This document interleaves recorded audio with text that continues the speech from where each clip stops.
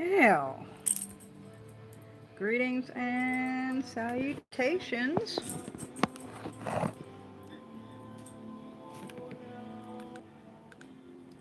Had several messages asking me to do a live. I've been very, very busy. And I don't like the way this is sitting. Hold on, guys. Let's see. Is that better? That's better. Okay. So, before the questions start, I just wanted. What is wrong with this thing? Okay.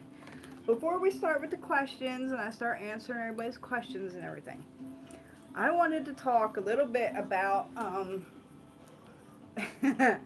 some fuckery. Fuckery been going on this week. Lord, hello deck boy.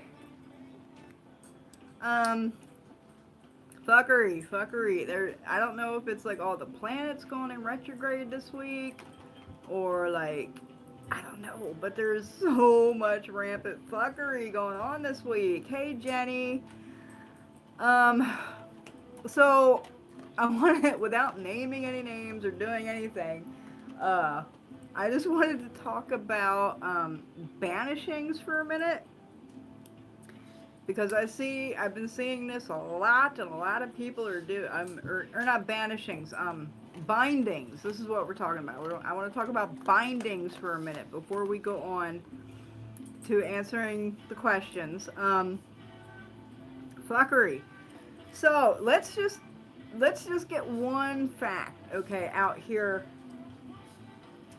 There is no such work as binding an enemy. I've been a worker 30 some years, and I've never seen a work to bind an enemy until, guess what movie came out? Guess what movie came out? That made binding enemies this like crazy fucking work, right? Hey Latoya and Kayla. So the Craft, right? The Craft came out, and everybody knows the scene, you know, where she's sitting there with the picture and the white ribbon, and I bind you from doing harm, and she, right? This is fuckery, y'all. This is not real. Okay, this is Hollywood. This is bullshit. Hey, KD. Yeah, exactly. It didn't even work in the movie. It didn't work in the movie. It doesn't work in real fucking life. It's not a real work. Okay, binding is a real work, but it's not for enemies. Bindings is exactly what it says. When you bind someone, you're binding them to you. Okay? And this holds true for people that use blood, their own blood, and works. Hey, Jillian, how are you tonight?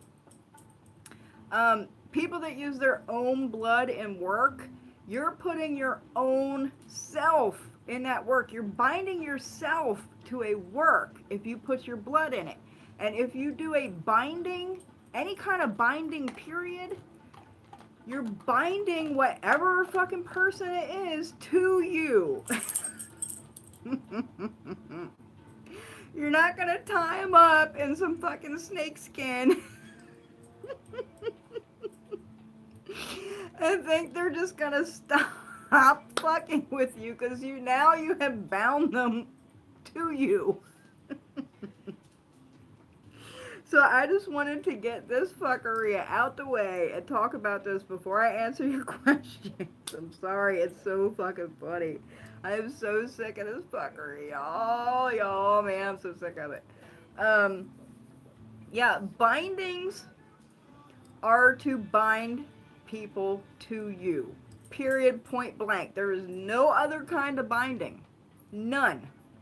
This is why if you go into pagan communities and they do marriage ceremonies, they do a hand fasting where they bind their hands together with fucking rope or something.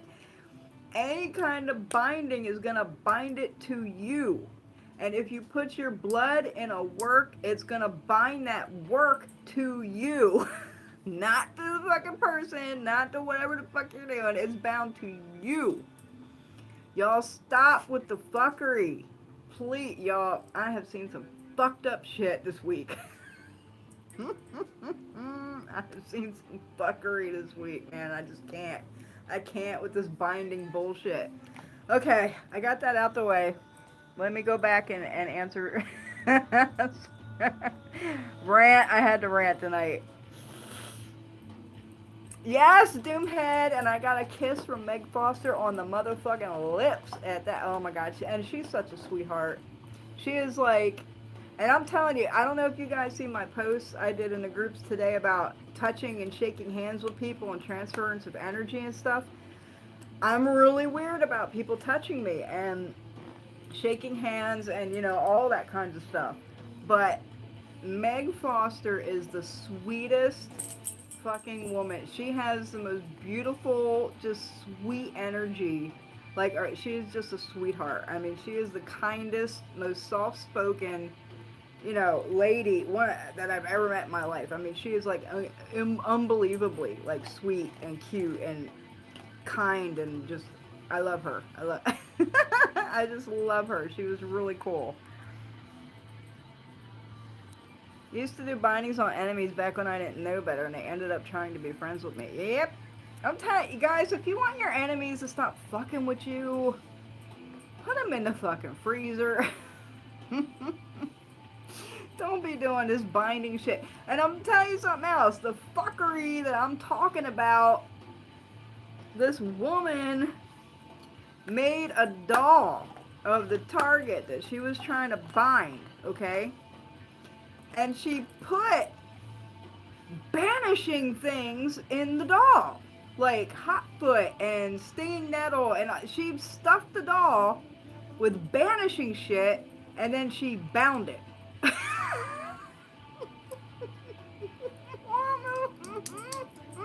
This is exactly the kind of fuckery I have talked about in past videos, where work is gonna clash. It's gonna clash. It's either, number one, best case scenario, they're going to cancel each other out, and it's just not going to work. And that's the best case scenario. But what's most likely going to happen is these things are going to start butting heads, and it's going to blow up in her fucking face. I have done so many lessons on this. I don't know where this, man. Common sense. Okay, I'm sorry. Let me answer the questions. So if you tie them up and put them in a fridge, no, don't bind. Don't bind anything unless you want them bound to you. Okay? Period, point blank. No binding unless you want it bound to you. That's it. Point blank, period. That is it on bindings. Bound to you. End of story. That's what every binding does. The silliest thing is when people do love bindings and expect the other person not to become hostile towards them when you trap them like an animal. Exactly. And that goes along with the jar work too, y'all. When you stick somebody in a fucking jar and you lock them in there, they're gonna fucking fight, okay? They're gonna fight to get the fuck out of this fucking, you know, confinement space that you fucking put them in. And I don't care if it's a honey jar or a sweet jar or whatever fucking kind of jar you want to fucking call it. If you put somebody in a jar and you seal them up in that fucking thing, they're gonna fight. And it's gonna fuck them up, period. Jars are only for baneful work. They are not for love work and sweetening and all this shit. Because why? You can't trap somebody in a fucking jar and then expect them to be nice and sweet to you. Would you be nice and sweet if somebody threw your ass in a closet and locked you in there? What would you do? You would fight your fucking way out of that shit, and it would piss you off. Common sense, guys. Okay. I'm ranting tonight. Sorry, guys. Hey, Nothingness Chronicles. When people do the Donald Trump binding spells with Cheetos, that's funny. My job requires me to shake hands with clients all the time, but I do have a huge bottle of Florida water. Abso-fucking-lutely. That is great practice. Dr. Dowdy, welcome. I think this is your first time here. Yes, absolutely. If you have to fucking, yeah, regarding my post of transference of energies today, you know, if you have to be friendly and shake hands and greet people and like do all this, absolutely keep some Florida water or some other kind of cleansing water or agent or cologne on you at all times and wash regularly, just like, you know, you wash your hands 20 times a day. Same thing. Fuckery rants can't lie, no. Hey, Marlene, honey. How are you tonight? Throwing that thing away from my head. Yeah. When disposing of ritual remains, does it matter if it's a four-way crossroads or a three-way crossroads? Well, okay, so let's talk a little bit about crossroads, because I've seen this other fuckery. A lot of fuckery this week, y'all. Okay, so someone else did a video on this earlier, and they were speaking about crossroads. So there's all kinds of different crossroads spirits, guys. There's all kinds of different crossroads spirits, okay? And they don't all fucking reside at the same crossroads, okay? Can you guys understand that? So Papa Legba isn't at every fucking crossroad. Who else is there? Kafu isn't at every fucking crossroad. Alegwa isn't at every fucking crossroad. Okay, so you have to figure out a way of reading and divination to find out when you go to a crossroads what spirits are residing at that crossroads. Because if you go, okay, what was said earlier that I was watching, so if you go to a crossroads and let's say it's Native American territory or land, or it used to be, or something, and they had consecrated that land to some kind of fucking spirit, okay? That's a spirit that lives at that crossroads. You go there and trying to, you know, make contact with Papa Legba or Legwa or who the fuck ever, that's not who you're going to get, and what's going to happen is you're going to piss off the spirit that actually resides at that crossroads. Just a little tip on fucking crossroads. People are fucking around too much. Fucking around too much with the shit, man. Oh, wait, gotta scroll back. Okay, so pertaining to the question of why does this keep turning like that? I have it plugged in and the cord's like making it. Okay, so it depends on the work, on what crossroads you're going to dispose of it at. And even if you want to dispose of a work at a crossroads, okay, because only certain kinds of work get disposed of at crossroads, and make sure you leave fucking offering for whoever lives at that fucking crossroads. My grandma always said it was a transferring of spirits. Yep, and and you got sex, y'all, sex. You guys gotta watch who you're letting in your fucking space and who you're letting touch you. I was doing a puzzle in exchange with my ancestors and spirits for work I wanted done, and they said the work would be done when I finished the puzzle. And when I finished the puzzle, there was a piece missing. Ooh, that sucks. And I tore the house apart for the piece. What does that mean? I'm gonna ask, was it a brand new puzzle? Like, it wasn't a used puzzle you got, you know, at a thrift store, or you had from a long time ago and it was already open. If you bought a brand new puzzle and your spirits told you that you had to finish the puzzle before this work would manifest, and you finished the puzzle and there was one piece missing, your spirits took that puzzle piece. I guarantee it. They took they took that puzzle piece, and you ain't gonna find it until they give it back to you. Because it's not the right time. It's not the right time for that work to be done and to manifest. So they're gonna hunt. You're gonna get that puzzle piece, but they ain't gonna give it back until it's the damn, my shirt's all falling down, y'all. It ain't gonna give it back until It's the proper time for the work to manifest. It's not the right time yet. Does rosemary protect only women or commend anybody can use rosemary? No, rosemary is a protective herb across the board. It's also very good for cleansing and purification. Rosemary smudgings are very good. Baths, add rosemary to your uncrossing, to your remove negativity, to your just cleansing. Spiritual baths, rosemary is good for all kinds of shit. Satan is God. Are you with you? Really? Are we gonna have a troll tonight? Oh Lord. My religion doesn't believe in Satan. How's that for an argument? We don't have Satan. Maybe in your religion. Okay, well, I'm telling you, my religion, we don't have Satan. We don't have a devil. We don't have any of that shit. So that's that's your religion, not mine. I had a spirit doll made for me for spiritual guidance. One night, I swear, I hear whispers coming from the doll. Is this normal? Well, yeah. If you made, yeah, that's great. If you made a doll for guidance and it's talking to you, it's giving you guidance. So that's fucking awesome. Yeah, that's a good that's a good sign. Do you have any tips for blocking jinn? They have been bothering me a lot lately.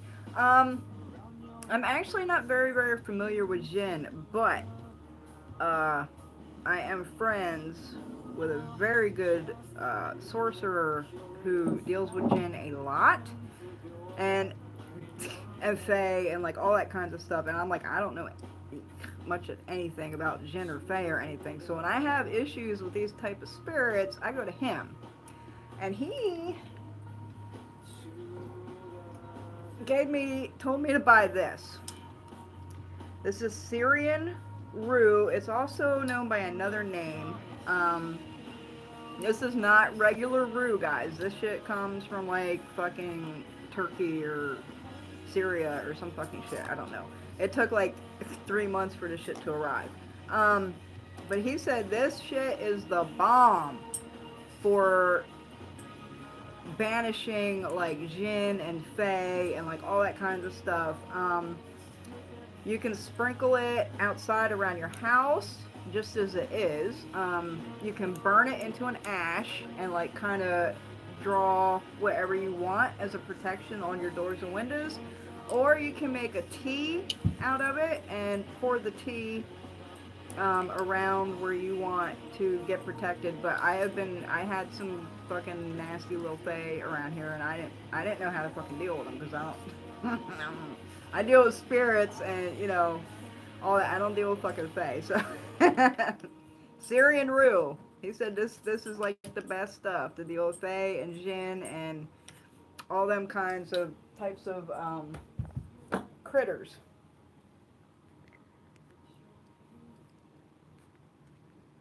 Hold on, scrolling back. Questions on spiritual baths. Is Florida water and sea salt enough? I mean, that would be sufficient for just like a regular, like cleansing your aura kind of bath. But there's different kinds of spiritual baths, right? So, salt water and Florida water, it'd be sufficient, to cleanse a little bit off of you. If you got some major shit attached to you, or somebody's throwing work at you, or whatever, you'd have to add a little bit more than that. It depends on what you got to get rid of on the strength, what you got to put in a bath, the strength to get rid of it. But there's different kinds of all kinds of spiritual baths that you can bring in, for love, for prosperity, uncrossing, remove negativity, just general cleansing. There's all kinds of different spiritual baths. Camphor is the shit. I used it throughout my house to get a nasty asshole spirit out, and it worked like a charm. I told you guys. Fuck that sage. Fuck that fucking sage is bullshit. It's good for cleaning the air. That's about fucking it. Camphor. You got some nasty shit to get rid of? Burn camphor all around your house. Nothing is going to stay. Even people, it runs every fucking thing out, including people, animals, spirits. Ain't nothing going to stay. You burn some fucking camphor in your house. Tried burning camphor on charcoal the other day, and it burned the hell out of my eyes. Oh, honey, well, don't get that close to it, honey. And it is pungent, you know. But you get used to it after a while. What I like to do when I have to do a camphor cleanse in my house, is I start in the back rooms, and I have, like, you know, my burner, and I'll put it in one room, and I'll shut the door, and I'll leave it in there for like 20 minutes. Then I'll go to the next room, and I'll put it in there, shut the door, leave it in, you know, and I'll go room to room to room and keep it, you know, as much as possible. And then when it's just about done, I'll come out, you know, in the main living area, and I'll just waft the last remaining bit, you know, out the door. And make sure you guys, when you guys are burning stuff like this to banish spirits, that you provide them a way out. You have to open a door or a window. Or if you can, open all your doors and windows, which also helps with the eye burning and stuff. But yeah, you have to provide the spirits a way out, or they can't get out, right? So you got to open something up so they can get the fuck out and run from it. Belial would look up on you. Alright. Smoke Devil's Lettuce. No, honey, I don't do any drugs, and I don't drink. Are you ready to get trolled with all of my accounts? If you wish me to surrender, let me know. Yeah, why is that one flagged?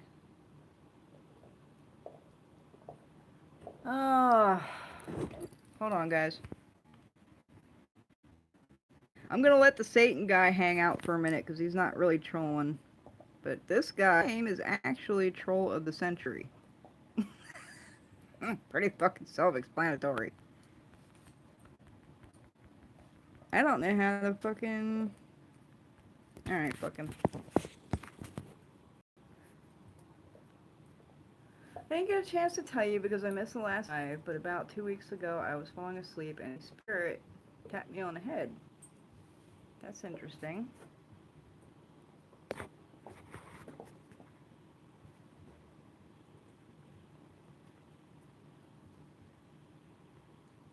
I gathered lightning strikes. Just ignore, they'll go away when they don't draw attention. New to your channel, you're cool. Well, thank you, Ramona. Just got back from the railroad chase. I gotta get to the railroad, damn it. Got it quick this time. Yeah, make sure you get a bath. That's like the one place I had, guys, I've been so busy this week. I had to go so many places and collect so many things, and the last one I gotta go to is the damn railroad.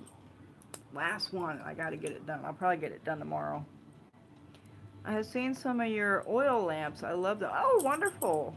Yeah, I love lamps. Lamps are the shit. Opened all the doors, windows, closets. Yeah, closets too. Make sure you guys open them closets and cabinets. Trust me, because if you start smudging or camphoring or banishing some things, they're going to run to where they're safe, and that's the closets and the cabinets and all those shut up places. Make sure you open all that shit up when you're trying to banish something, or they're going to just hide where they can. Never do drugs, kids. Absolutely. Bloody Ice, welcome. Hey, Tukawaka, honey. That's my girl. I have a huge wildfire here. Oh, no. Oh, I seen that. Yeah, my godmother's up there, too. She's about 100 miles away from where that fire is going on. So hopefully she's going to be all right for a while. Put some bleach and... pneumonia. I think you mean ammonia. What are your feelings on sigils? Also, do you suggest a newcomer open themselves up to be aware of spirits? Meaning, how can a newcomer know if spirits are present in a work? What was the first part of that? Okay, feelings on sigils. Sigils are great. Um, I use sigils all the time for all kinds of different stuff. There is nothing wrong with sigils. Just make sure they're 100% absolutely correct. Because if they're not, it's going to fuck your shit up.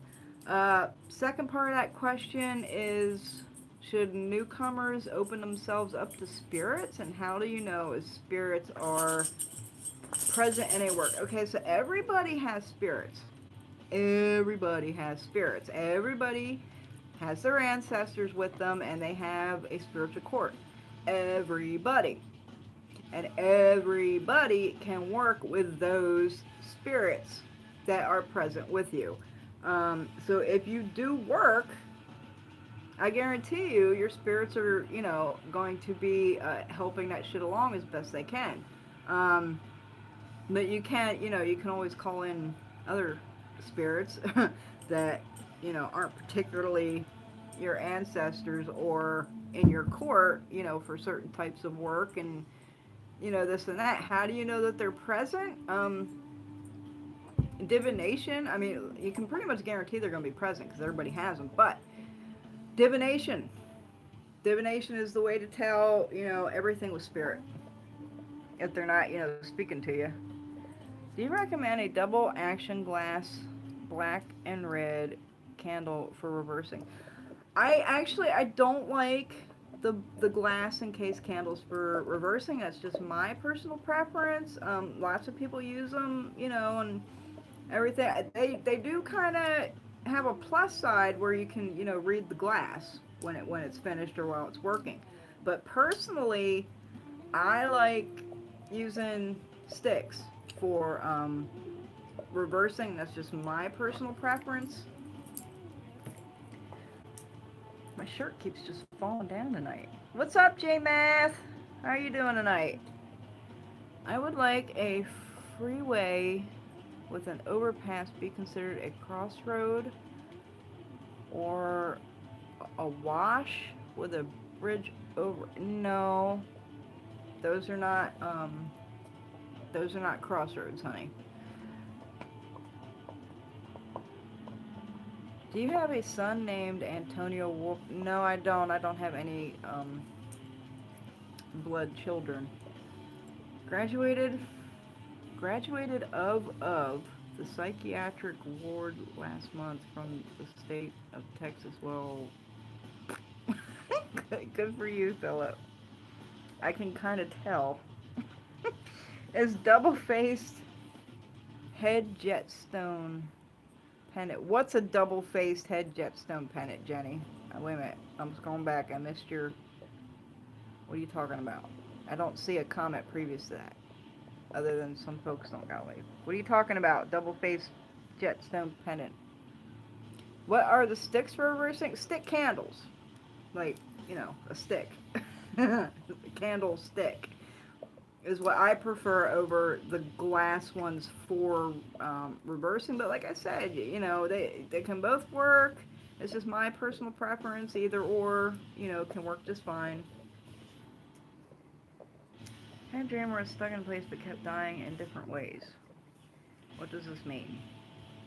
I think that means you probably got a spirit fucking with your ass while you're sleeping.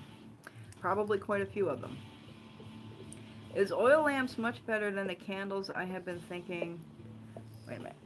Is oil lamps much better than candles? I have been thinking, and saving money, spend a lot of time and money on candles. Can you give some ideas? Yeah, absolutely. Oil lamps are fucking phenomenal. I have done a couple instructional videos on my channel about oil lamps and how to fix them for specific purposes. And I actually, I say that you can use them to replace, candles a lot of times. Like, ones that you're going to work a lot. Okay, so like I have an oil lamp for protection. And you just put, your ingredients in the lamp and you fill it up with the oil, and there you got a protection lamp, and you can burn it over and over and over and, for hours and all the time, and it's way more cost efficient than buying candles. I also did a video on like a money drawing, like prosperity kind of lamp that you can kind of burn all the time to keep, money and prosperity flowing.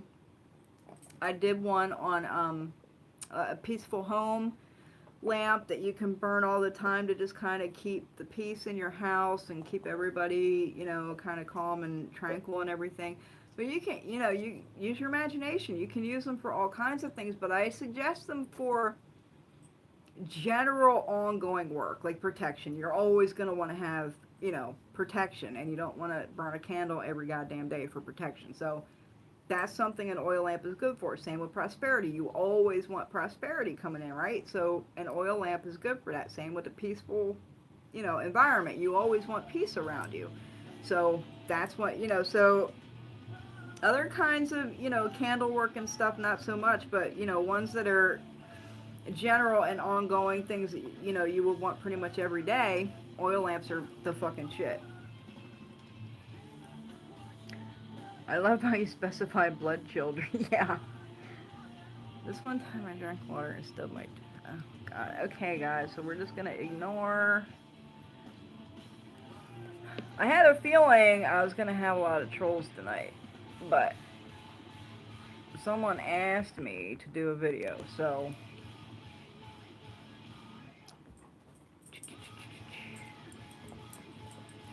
Like budding the candle and making a new tip. Yeah, absolutely. When you do a reversing work, that I thought, okay, so let's go through that. We do reversing the candle. When you're doing a reversing work, what you do is you cut the tip, you know, off a candle that you buy, and you're gonna flip it, and you're gonna carve a new tip out the bottom. So you have reversed the candle. What I personally like to do is, you know, sometimes I buy the two color action candles in the stick form, but if I don't have those, I'll fucking make one. Like, I'll take a black candle and a red candle, and I'll fuse them together, and I'll make, you know, a black and red double action candle just out of stick, you know. Working, you know, Conjure and folk magic and hoodoo and rootwork, and these are old systems, and it's all about working with what you got. It's about walking out your door and, you know, picking a fucking branch and a flower and whatever out your damn yard or out the woods down the street, and working with what you got when you can walk out your door. Way before the days of internet, before you could buy every herb on the fucking planet. You know, you work with what you got. Same thing with your candles and your oil lamps. And oil lamps were utilized way before candles in work, and, you know, all that. Did research on your channel today on YouTube. Okay, that's awesome. How good is black tourmaline for protection? I'm actually not big on the gemstones. It's not my deal. A lot of people love, you know, stones, but I have heard great things about black tourmaline being very good for protection. But personally, I have no experience with that because I'm not a gemstone, you know, kind of person. I'm more like, you know, go to the woods and find a stone that calls to you and you want it to work for something. But I have heard that it works very well. So that's all I got on that one. I have a double-faced head jet pendant. I drill a hole and stuffed it with protection roots and herbs and sealed it with wax. Thought this would be great for protection. Absolutely. That's a wonderful protective charm. I make stuff like that, you know, all the time. I made one for my husband, you know, not too long ago. He had a pendant that it was sterling silver, and it kind of looked like a horn, like it was a little silver like horn, but it was hollow, which was convenient. And, you know, I drilled a hole in it, and with stuff that small, I'll give you guys a little tip. When you're working with stuff very small, like pendants and, you know, little amulets and charms and stuff, you can burn all those ingredients and petition and all that stuff. You can burn it into the ash and then put the ash in the thing. You don't need a lot, guys, and it's a lot easier than trying to stuff a little tiny thing when you've got 20 different, you know, herbs and curios and animal parts and whatever you're putting in it. Burn that shit into ash and just put the fucking ash in there.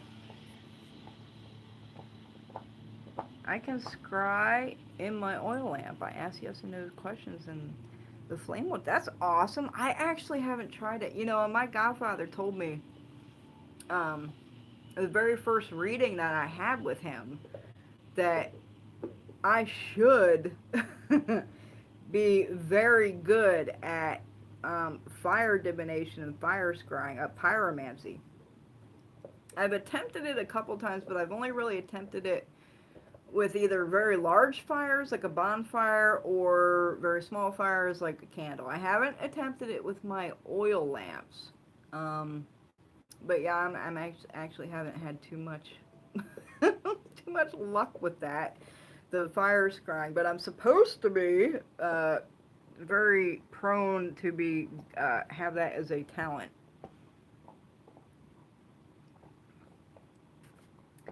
Wonder which black tourmaline is great. See, yeah, other people use that shit. Troll Tuesday. Hi, sweet Susie. How are you tonight? The legalization of marijuana for recreational purposes is the most disgusting thing, demonstrating plainly the kind of deep sickness our society is suffering from. Honey, I think you got enough of your own sickness for like everybody to be talking about anybody else. Go look in the mirror. I used to be kind of a newbie before I found your channel and figured everything out. So thank you. Awesome. That's why I do it, Katie. I'm here to help people and guide them on the right paths. And that's something, you know, I was talking to somebody else about that earlier. That,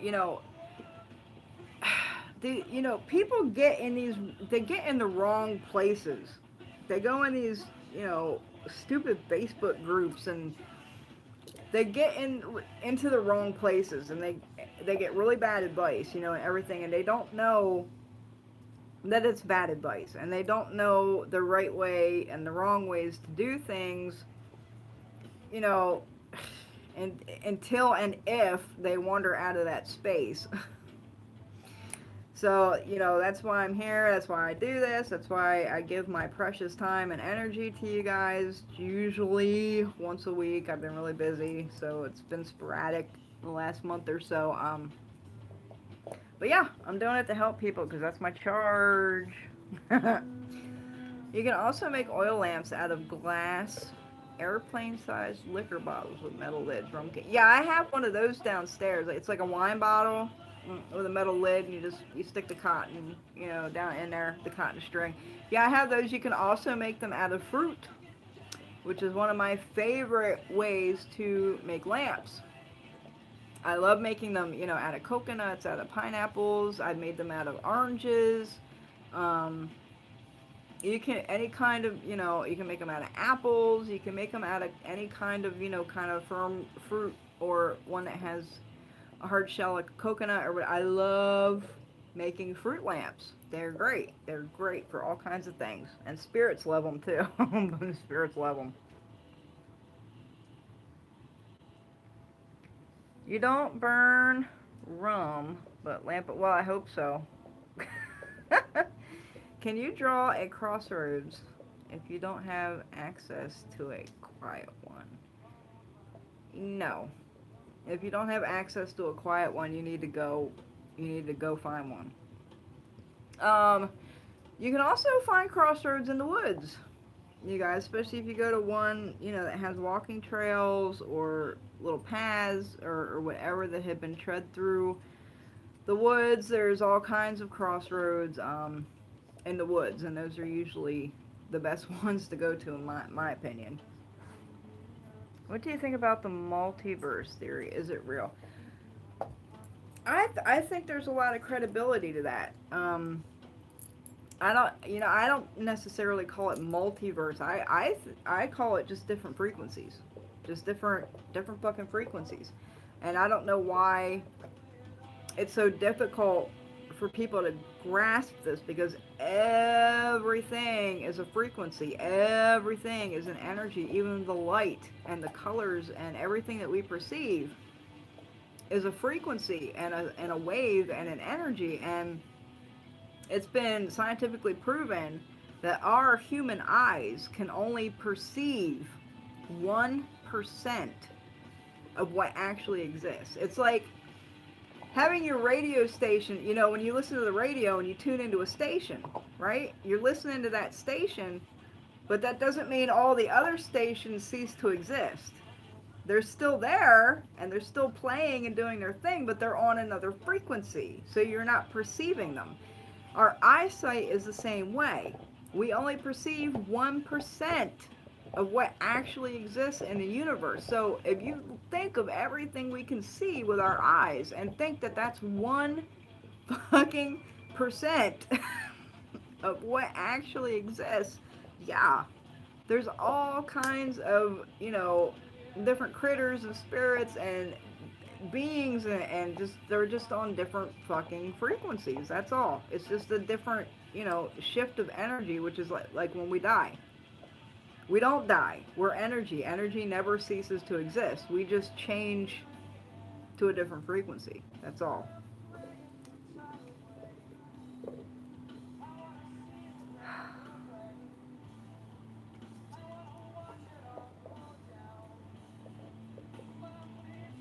See the rings? Oh, my rings? Yeah. Love my rings? Well, thank you. This one was made for me special by a client. I love this one. I'm actually, and she might get mad at me, but it's like it's open and I have space in there, and I'm actually working on making this an actual like charm, and I'm gonna fill it. I'm working on it. She might get angry at me.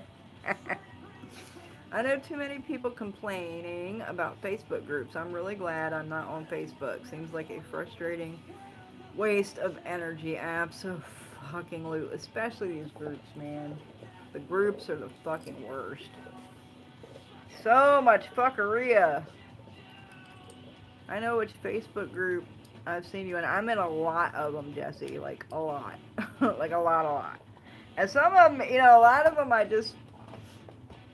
I'm just in there to watch the fuckery because they're horrible groups. They're horrible. But I'm just, I'm just in there for entertainment.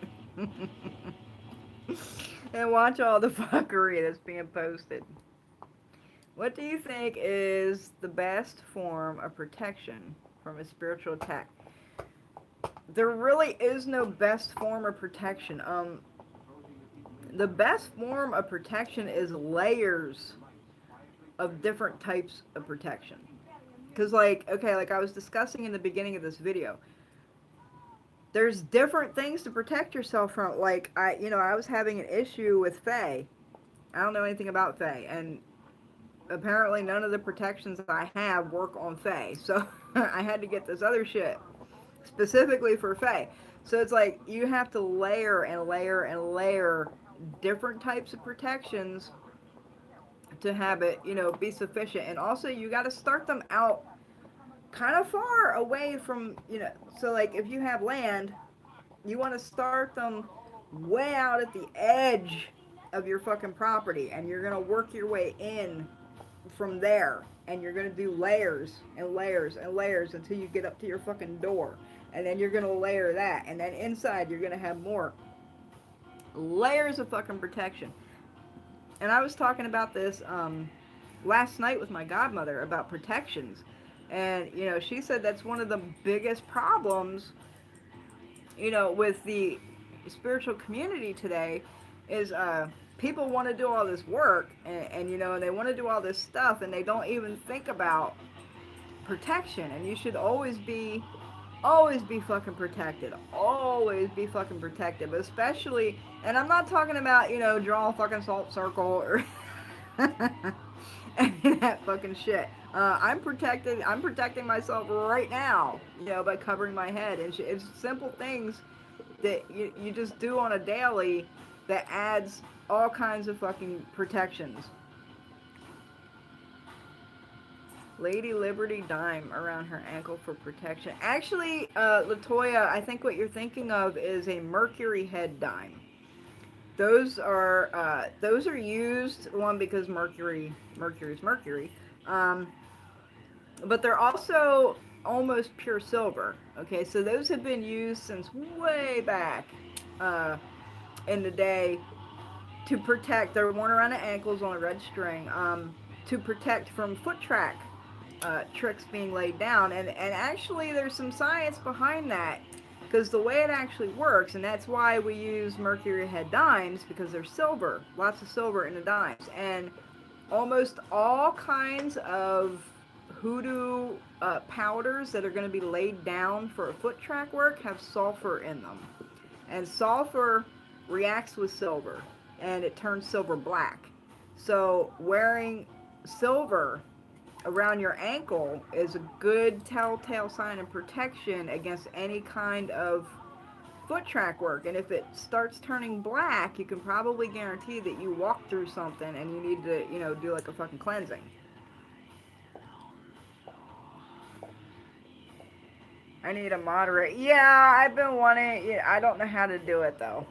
I have no idea how to make someone a moderator on my videos, and then and I'd have to coordinate with them because I do these lives usually kind of spontaneously, and I'd have to coordinate with the fucking moderator and be like, just ignore the fucking trolls and they will leave because they're not getting any attention. So that's what we do.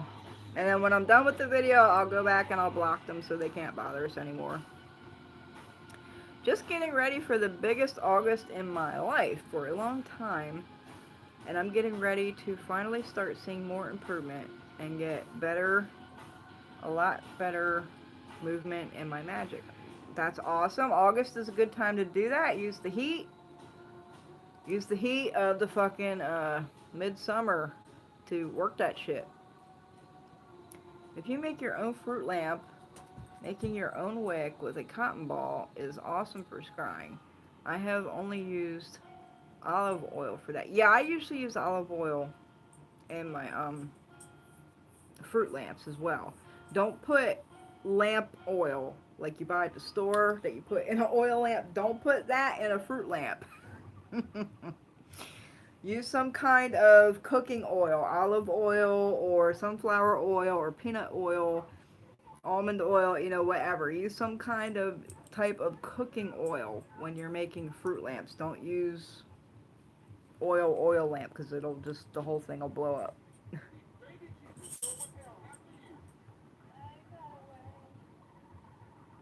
My grandma has a life-like Saint Barbara on one hand. She has a red bad with a Jerusalem holy symbol. Do you mean, is that bag? He has a red bag with a holy symbol? That's odd. That's an odd Santa Barbara. Usually Santa Barbara is depicted with a cup in one hand and a sword in the other. I've never seen a Santa Barbara with a bag or anything. Your opinion on witchcraft and stuff is the only one that I trust besides my spouse. Oh, well, thank you, KD. That's awesome. Loving the Moldavite. Moldavite rocks.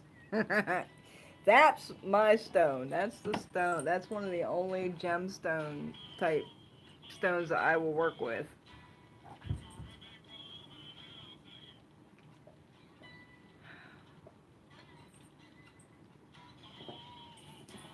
Yeah, that's it. Your grandma has it. That's very strange. Like I said, I've never seen a Santa Barbara with a bag. Because, saint statues are very cryptic and there's lots of symbolisms hidden in saint statues. And clear down to what they're holding, the way they're posed, what they're doing. Everything is very cryptic and everything means something in saint statues. Like, I was very fortunate. I was not thrift store shopping, but antique store shopping last week, and I actually found an antique St. Francis with a skull. And the St. Francis's with a skull are very hard to come by. Usually he's holding a bird, or something. The ones with the skulls are hard to find, and they mean something. All the symbolism means something. So I'd actually be interested. You might want to Google that and see what it means when Santa Barbara has a bag. And just like my Michael, Saint Michael statue, he's always depicted with a sword and scales, right? Well, mine, he has a sword and like a scepter, and that means something. And it took me a long time to find out what it means, but once I found out, I was like, holy fuck, no wonder that one was the one that was brought to me, because the scepter means something totally different. So yeah, all these symbolisms mean something.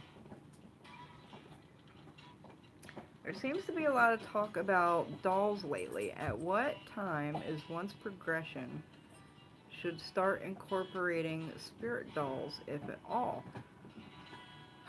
I think that's the way I actually started out doing work when I was little. Like I said, I did my first work at the age of 9.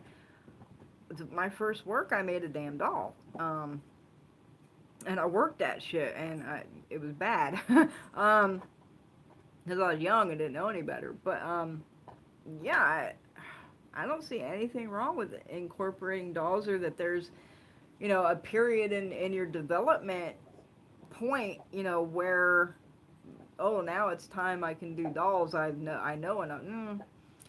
You can use dolls at any point and for all kinds of different reasons. I have a doll of myself that I keep around for healing and protection and all kinds of stuff.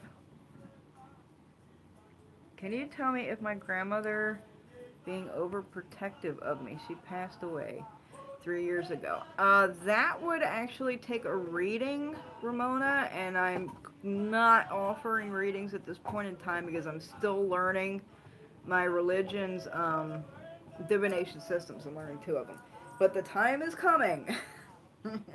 It's approaching. I've been doing, practice live readings on certain people and friends and stuff, and we're getting there. To the point where I'm going to put readings up on the site and start offering them, but we're not quite there yet. There's still a little bit more that I gotta learn and, memorize and all that before I'm gonna offer them and actually charge people for them, because I don't feel comfortable. I wouldn't. It's not that I don't know what it says, and all that stuff is good, but I don't have everything memorized. So as some things come up, I have to kind of look them up to kind of figure out what's going on. So, I kind of want to sort of get more past that point till I feel comfortable actually charging people for readings. Layers and layers of protection. It's a onion effect. You don't stop with just one shield or layer of protection. Do different types, and it's more than likely to confuse them. Absolutely. And my godbrother visited me 2 months ago, and when he visited my house, and we were talking about protections, and I ran down the laundry list of all the protections I have, and he was like, well, what do you have further out? And I was like, well, everything's kind of around this. And he's like, dude, because he was in the army, so he's like strategic with the shit, right? he's like layers and layers and layers, and he was like, if somebody, if an enemy comes, by the time they get to your door, after they went through all that shit, by the time they get to your door, they should be fucked up and not being able to fucking do much of anything. So yeah, the more layers you have, that's the best, always.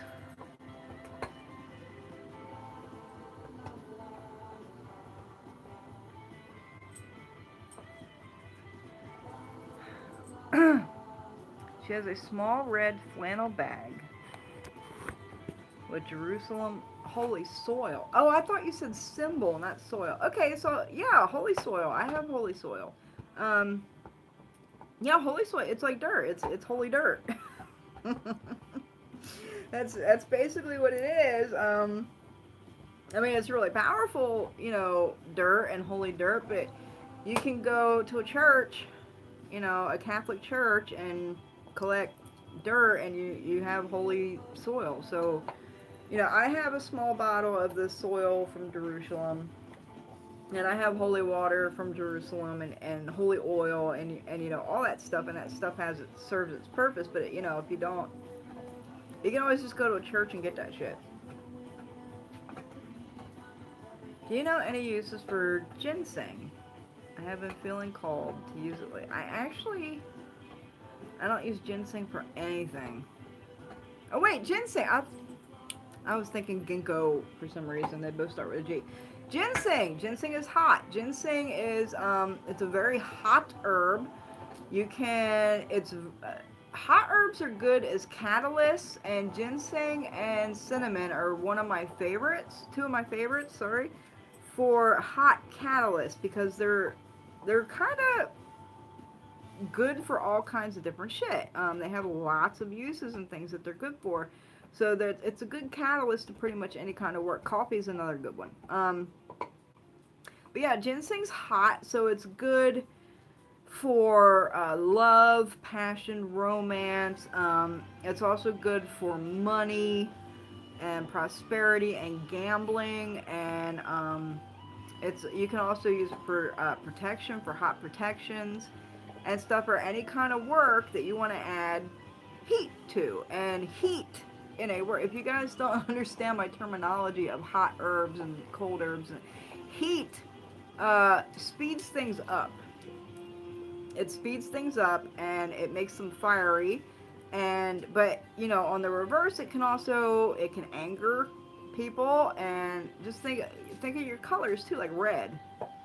Red is hot energy. And what are things associated with red? Anger, sex, virility, you know, all that kinds of stuff. So take those things into considerations when you're, you know, throwing stuff together. Another thing my grandma did was buried a can of red devil lye in the yard. That's a protection. That's a protection. Your granny was a hoodoo lady, root worker. Can Jerusalem holy soil be used for protection? Absolutely, Jenny. Yep, that's a great protection. Do you think healing candles or candles dressed with healing oils are powerful? I mean, anything's only as powerful as the spirits behind it. They can be very powerful. There's all kinds of healing things that can be done that work very well. But it depends on who's doing it, how they're done, what spirits they're working with, you know, all that kinds of stuff. You know, I offer radiant health oils and herbs and gree and stuff, and I made a gree for a client a month or two ago for healing. She had a hormone imbalance.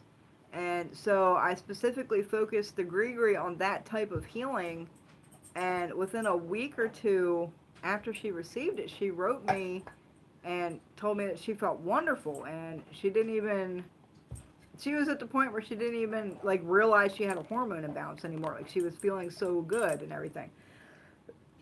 So yeah, and I've been healed, you know, by my godparents, and you know, there's all kinds of different healings and cleansings, and you know, all kinds of stuff. But they absolutely can be very powerful, absolutely. And you know, a lot. And I'm not saying, if anybody comes to me with a health issue, the first thing I'm gonna ask is, did you see a fucking doctor? If you didn't see a fucking doctor, you're gonna see a doctor before you see me. Because they're trained in a different type of healing, right? So, a lot of people that come to me have seen a doctor and gone through tons of testings and like all kinds of stuff, and nobody can find anything wrong with them, but they're still sick as fuck. And you know, all these types of things are spiritual illnesses, and they cause very real illnesses and symptoms in your physical being. So yeah, answer the question, healing things absolutely can be powerful, but it depends. Hey Felicia Fifi, how are you, girl?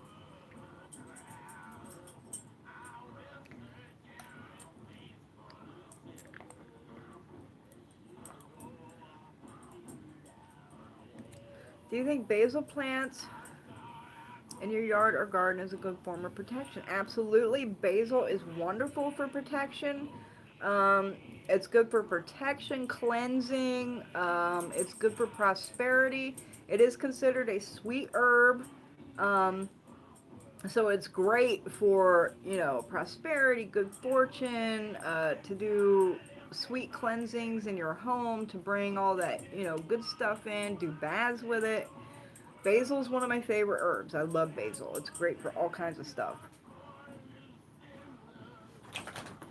I was told dolls need to go through a baptism of sorts with certain protocol. Maybe there is a difference folk between a folk magic doll and one used in a tradition. I mean, yeah, all dolls should be kind of baptized, but baptized doesn't necessarily mean baptized. um, Another way to say that is like consecrating them. So, yeah, but the all dolls should be fixed, baptized, consecrated, whatever you want to call it, to whatever target they're being made for. They also should always contain a tag lock. Like, don't be making dolls of people or whatever if you don't have a tag lock on that person, because it ain't gonna fucking work. Ordered supplies from a Botanica, and one of my red 7 days candles came smashed. That happens to me all the time. Got a replacement and salvaged the wax in a broken one. It's embedded with glass. Trying to think of ways to use it. That happens to me all the time. I have to order a lot of my candles offline, and every box there's going to be a damn one or two broken candles. Um, I usually pick the glass out. I break all the rest of the glass off of it. I pick whatever in it is out, and I just use it for whatever. But I put it in something. You can put it in like a metal coffee can or a tin can. Are good ways to burn those. Um, Empty. Well, they usually don't fit right back in a glass. If you have an empty 7 day, they're usually not going to fit in there. They're going to be too big. But yeah, any kind of tall burner thing like a coffee can, a tin can, whatever you can use. You can still use those candles. I don't let mine go to waste. I don't throw anything away. Thank you for having me in your chat room. I feel I can be myself in here and speak about anything and everything. I look forward to learning from you. Good night, Ramona. I'm glad you joined us for a brief period. Do you make spirit dolls? I do on occasion. Um, I don't do it very often. Um, but yeah, I make them. Is there ways to figure out if other workers are casting on you without having divination tools and not getting a reading? Basically, what I mean is, what are some ways to divine without tools?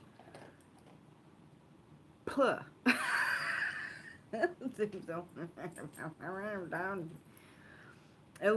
unless your spirits are talking to you, like mine's do and whatever, you gotta have a tool for divination, some kind of fucking tool for some type of, and there's all kinds of different divinations. But you need something. You need some kind of tool for divination. Ways to tell that people are throwing at you without divination. Oh, there'll be signs. But without divination, you're not going to be able to tell if it's you or if it's somebody else doing this shit. Because a lot of time we can fuck our own shit up and all this bad shit starts happening and people, oh, I'm cursed and somebody's throwing witchcraft at me. And a lot of times it's not somebody throwing at you, it's you. It's you fucking your own shit up. But you can't really, like I said, there's signs that, you got some jinxy, hexy, condition going on. There's lots of signs of it, but to tell where it's coming from, you need some form of divination. Regarding animal sacrifice, what are two-legged animals sacrificed for versus four-legged animals? I don't think I'm going to be allowed to speak on that. No, because in my tradition, women, I don't even know if they're gonna let me say that. Hold on.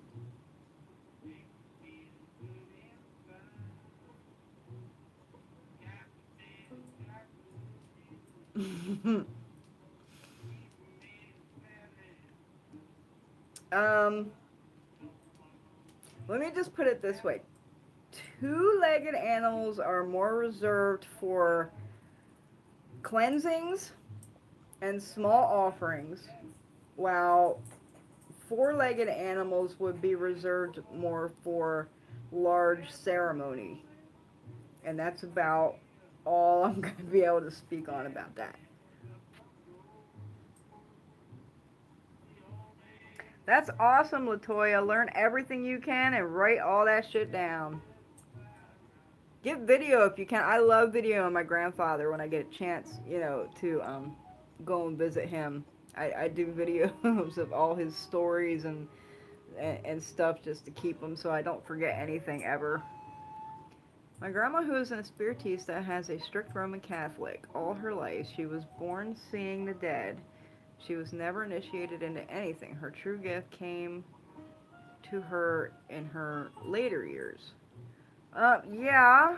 A Spiritista, yeah, a Spiritismo and all those kinds of magical systems don't have initiations. As for her gifts becoming stronger in her later years, that happens with all of us. All of us get stronger and more gifts and all that stuff as we get older. Um, that's why they always say you don't fuck with a crone because you're no match for them. But yeah, that happens to everybody. Everybody gains gifts and gets stronger as they age. What is your advice on sweetening jars that deals with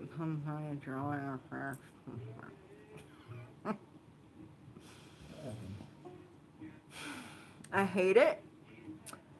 Um, it makes zero sense to me why people would want to sweeten money. I don't get it. It makes zero fucking sense to me. Zilch.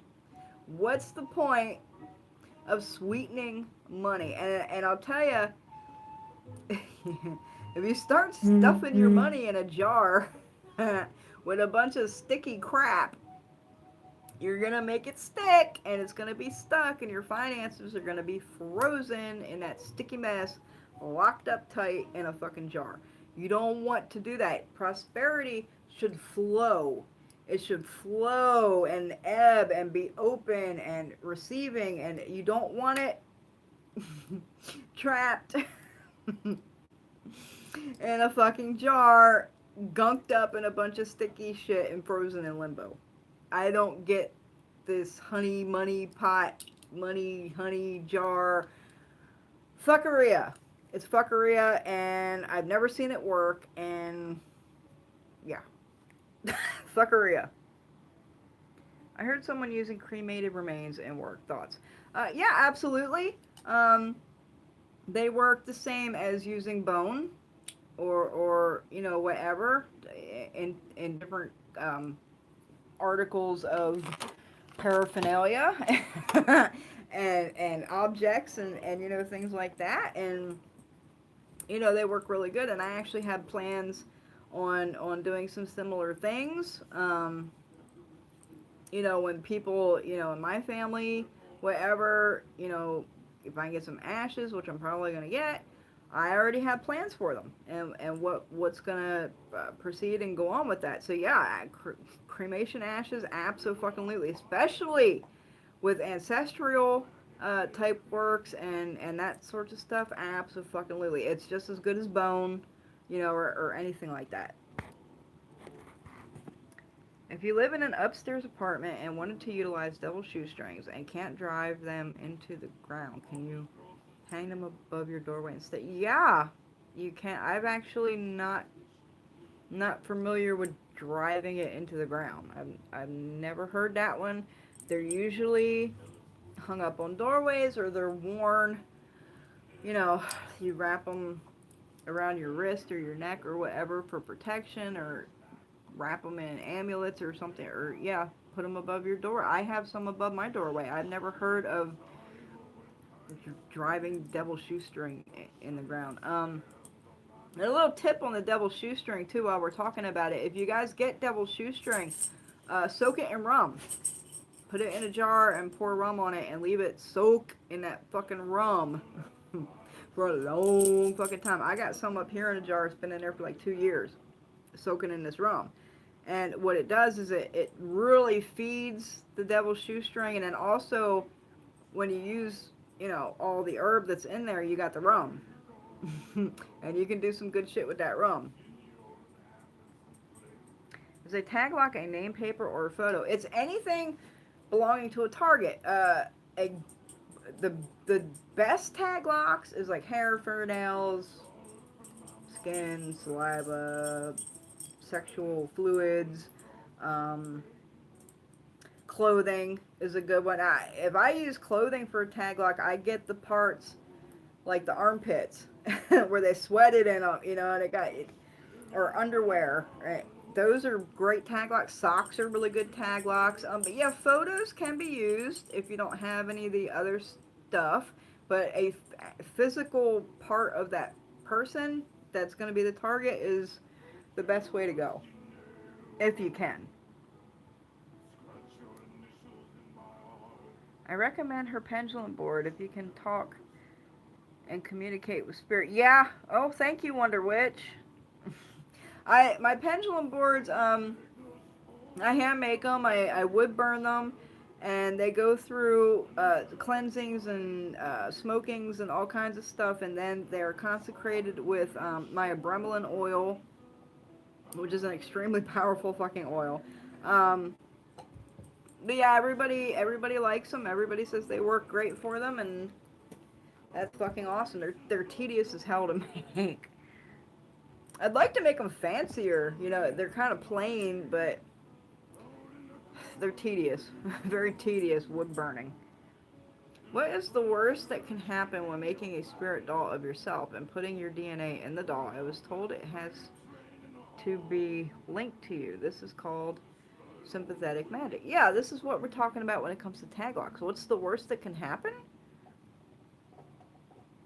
I don't know, I think the worst that could happen would be somebody else would get their hands on it and use it against you. That'd probably be about the worst thing that could happen. But yeah, my doll has all kinds of parts of me. And that, like, the hair on the doll is my fucking hair. I put toenails in the feet. I put my fingernails in the hands. I'm in that doll. That doll's me. I'm not. It's 100% linked. I made the dress out of my own clothing. I cut it. You know, I cut up and I sewed it a dress out of my own clothes. You know, all kinds of shit. See, I mean, yeah. But the worst thing that could happen would be someone else would get their hands on it and use it against you. What are some weird things that your spirits have asked you for? Because my spirits have asked for some weird things. I don't. They do ask for weird things sometimes. I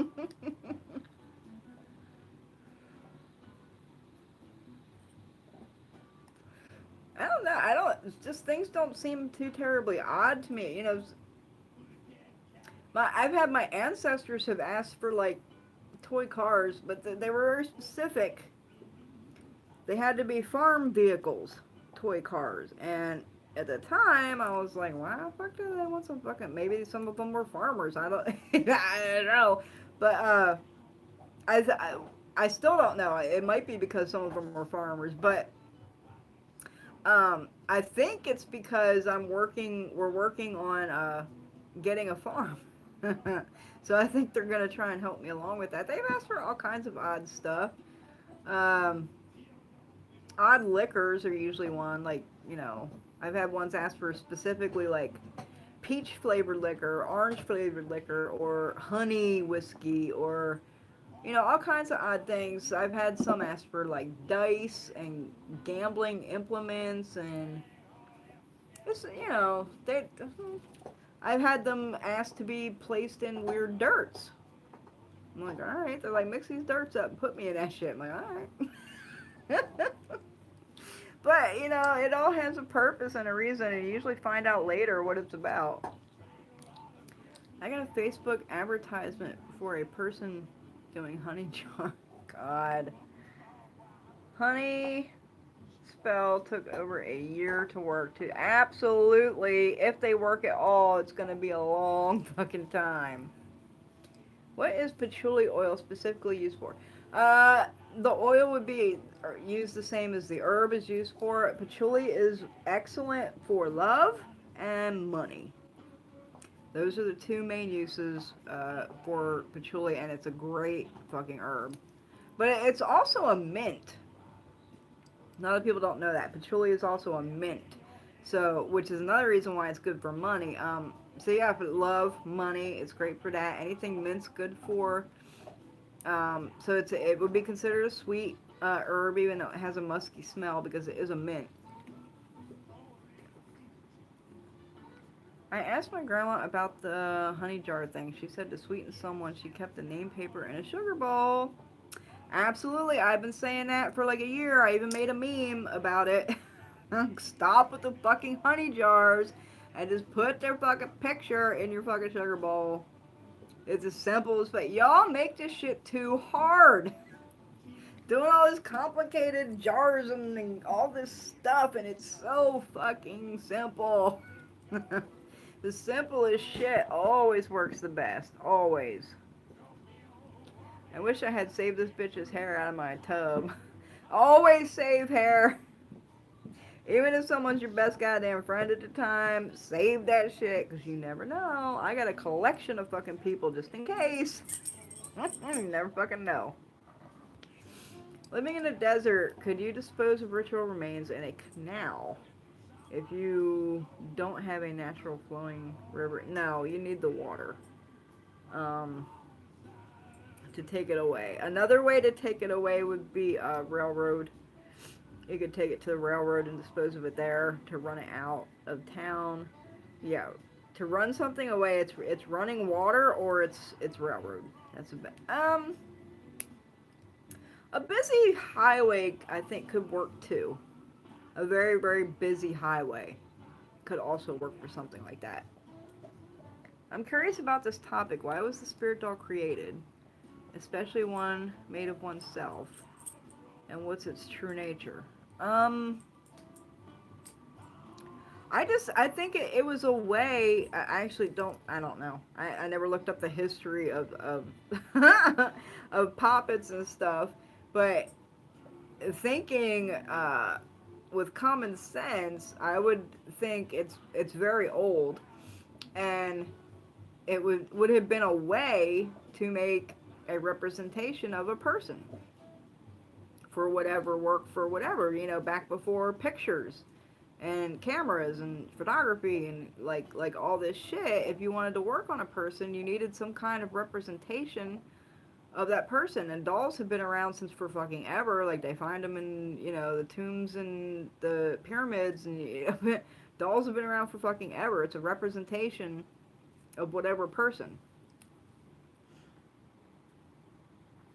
You always burn your hair. I was always taught actually not to burn your hair. That's just my tradition.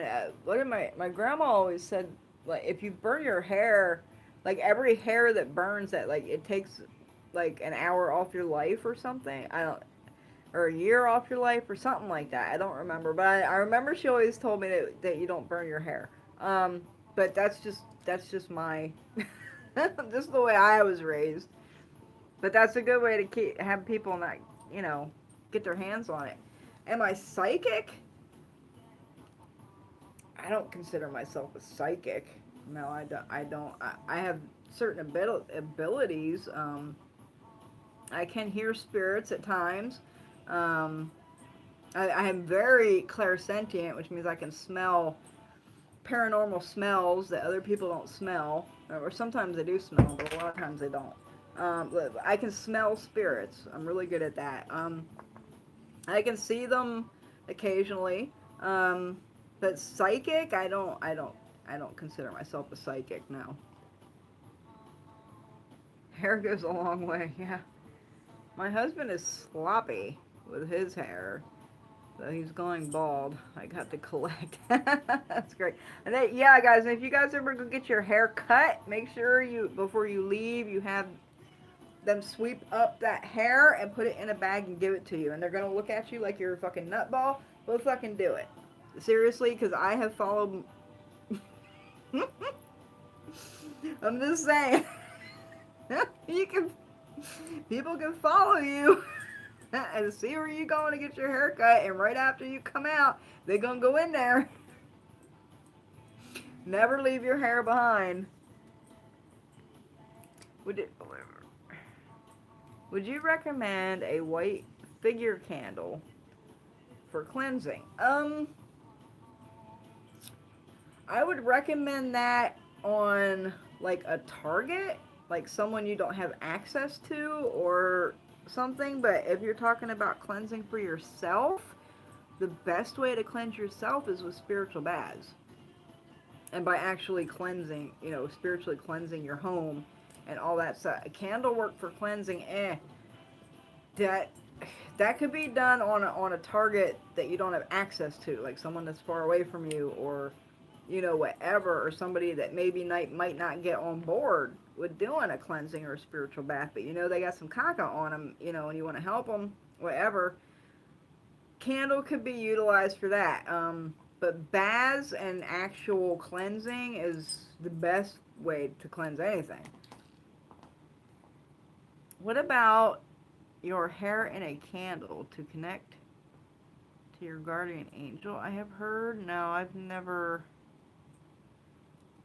heard that one. What would you do if you couldn't get a hold of anything of the targets to use as a tag lock? You write their name.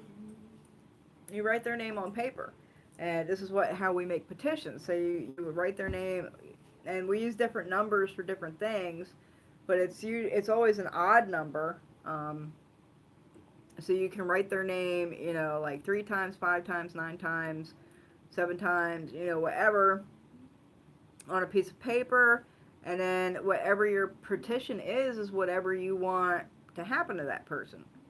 And you turn the paper, okay? So you write their name this way, and then you turn the paper, and then you're going to write your petition, whatever you want to happen to that person, across their name, and then you burn that.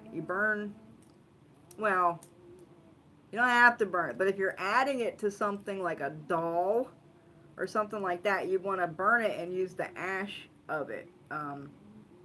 If you're just using it in like a candle, like a 7-day candle, you can just put the candle on top of the name paper petition of the person.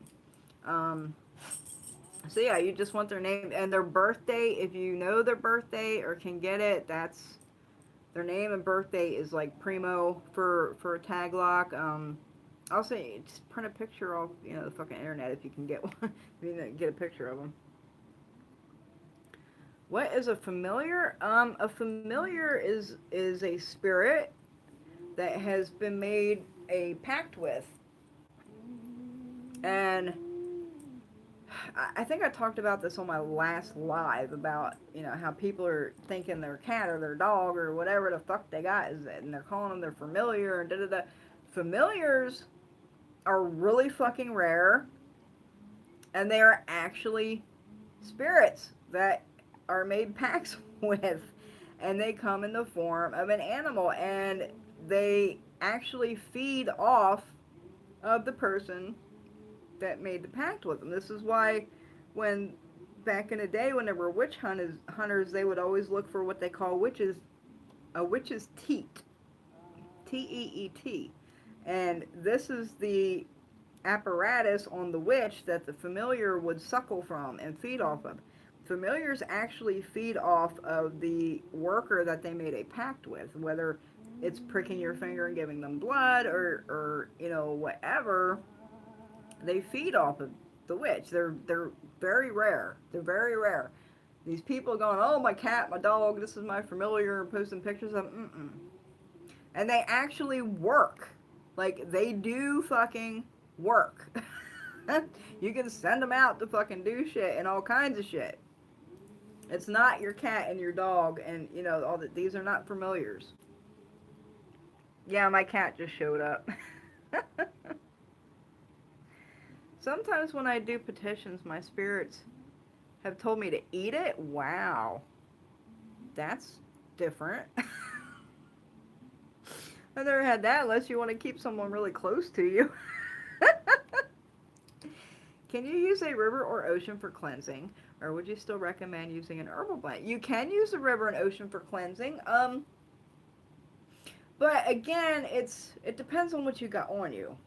Right? So river or ocean can only take care of so much. If you got some serious shit on you, you're gonna need some fucking herbs and some work and you know, to do that shit. But absolutely you can cleanse yourself. Like do a general cleansing in the river and the ocean. And every time, you know, I make a trip to a river, I make damn sure I cleanse myself before I leave. And that's as simple as, you know, just get your hands in the water and just cross your arms and just throw the water, you know.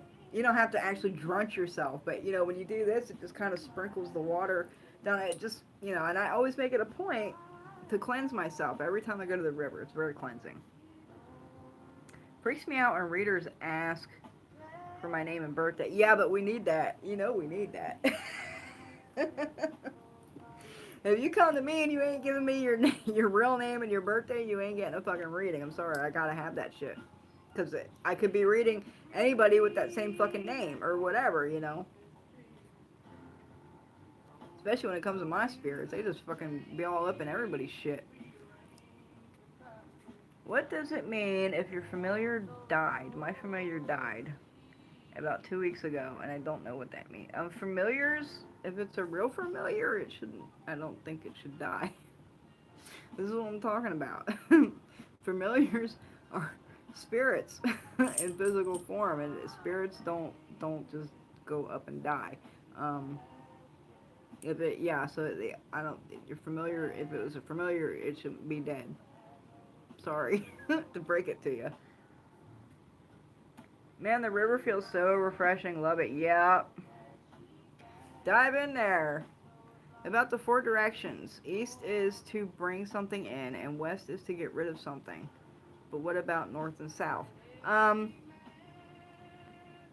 So different traditions work those differently.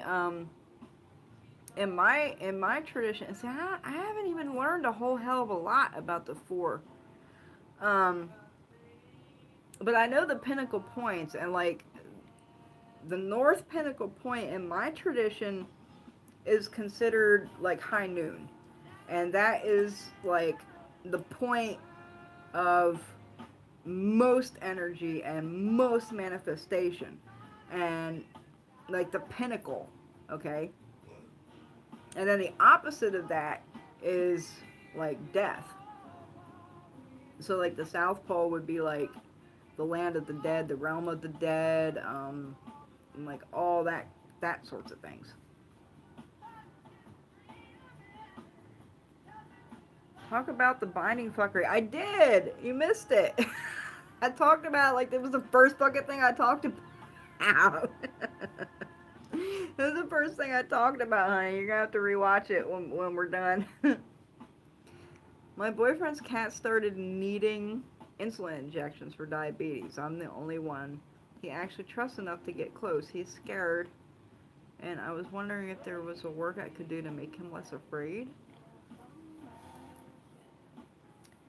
I don't know about a work. I do know, I don't know about cats, but I know for other animals, I've never tried it on a cat, so don't like take, you know, as 100%. But burning sage, this is what I'm talking about, sage. It's for calming and cleansing, not running shit out of your house. If you burn sage next to the animal, yeah, prior to the shot, sage tends to calm animals down tremendously.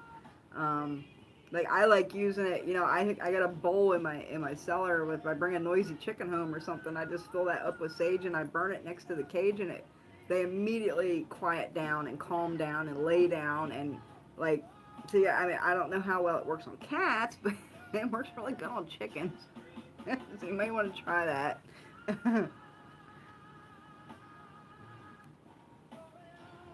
Like the animal die. Yeah, that's what I'm saying.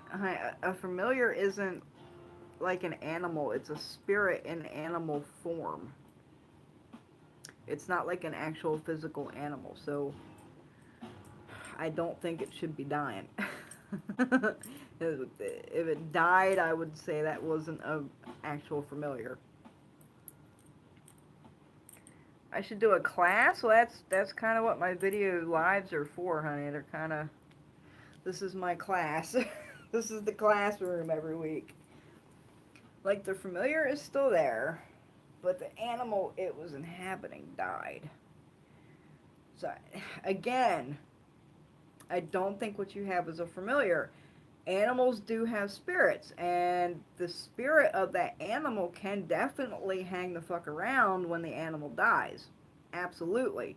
Um, but again, if it was a real familiar, you guys need to look up familiars and what they actually are. And I said this on my last live. A good point of reference is the TV series Salem.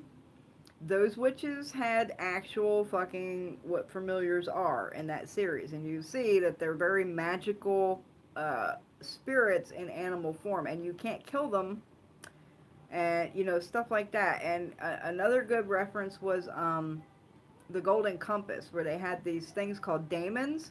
Every person had a daemon, and what it was like an animal familiar, a spirit familiar.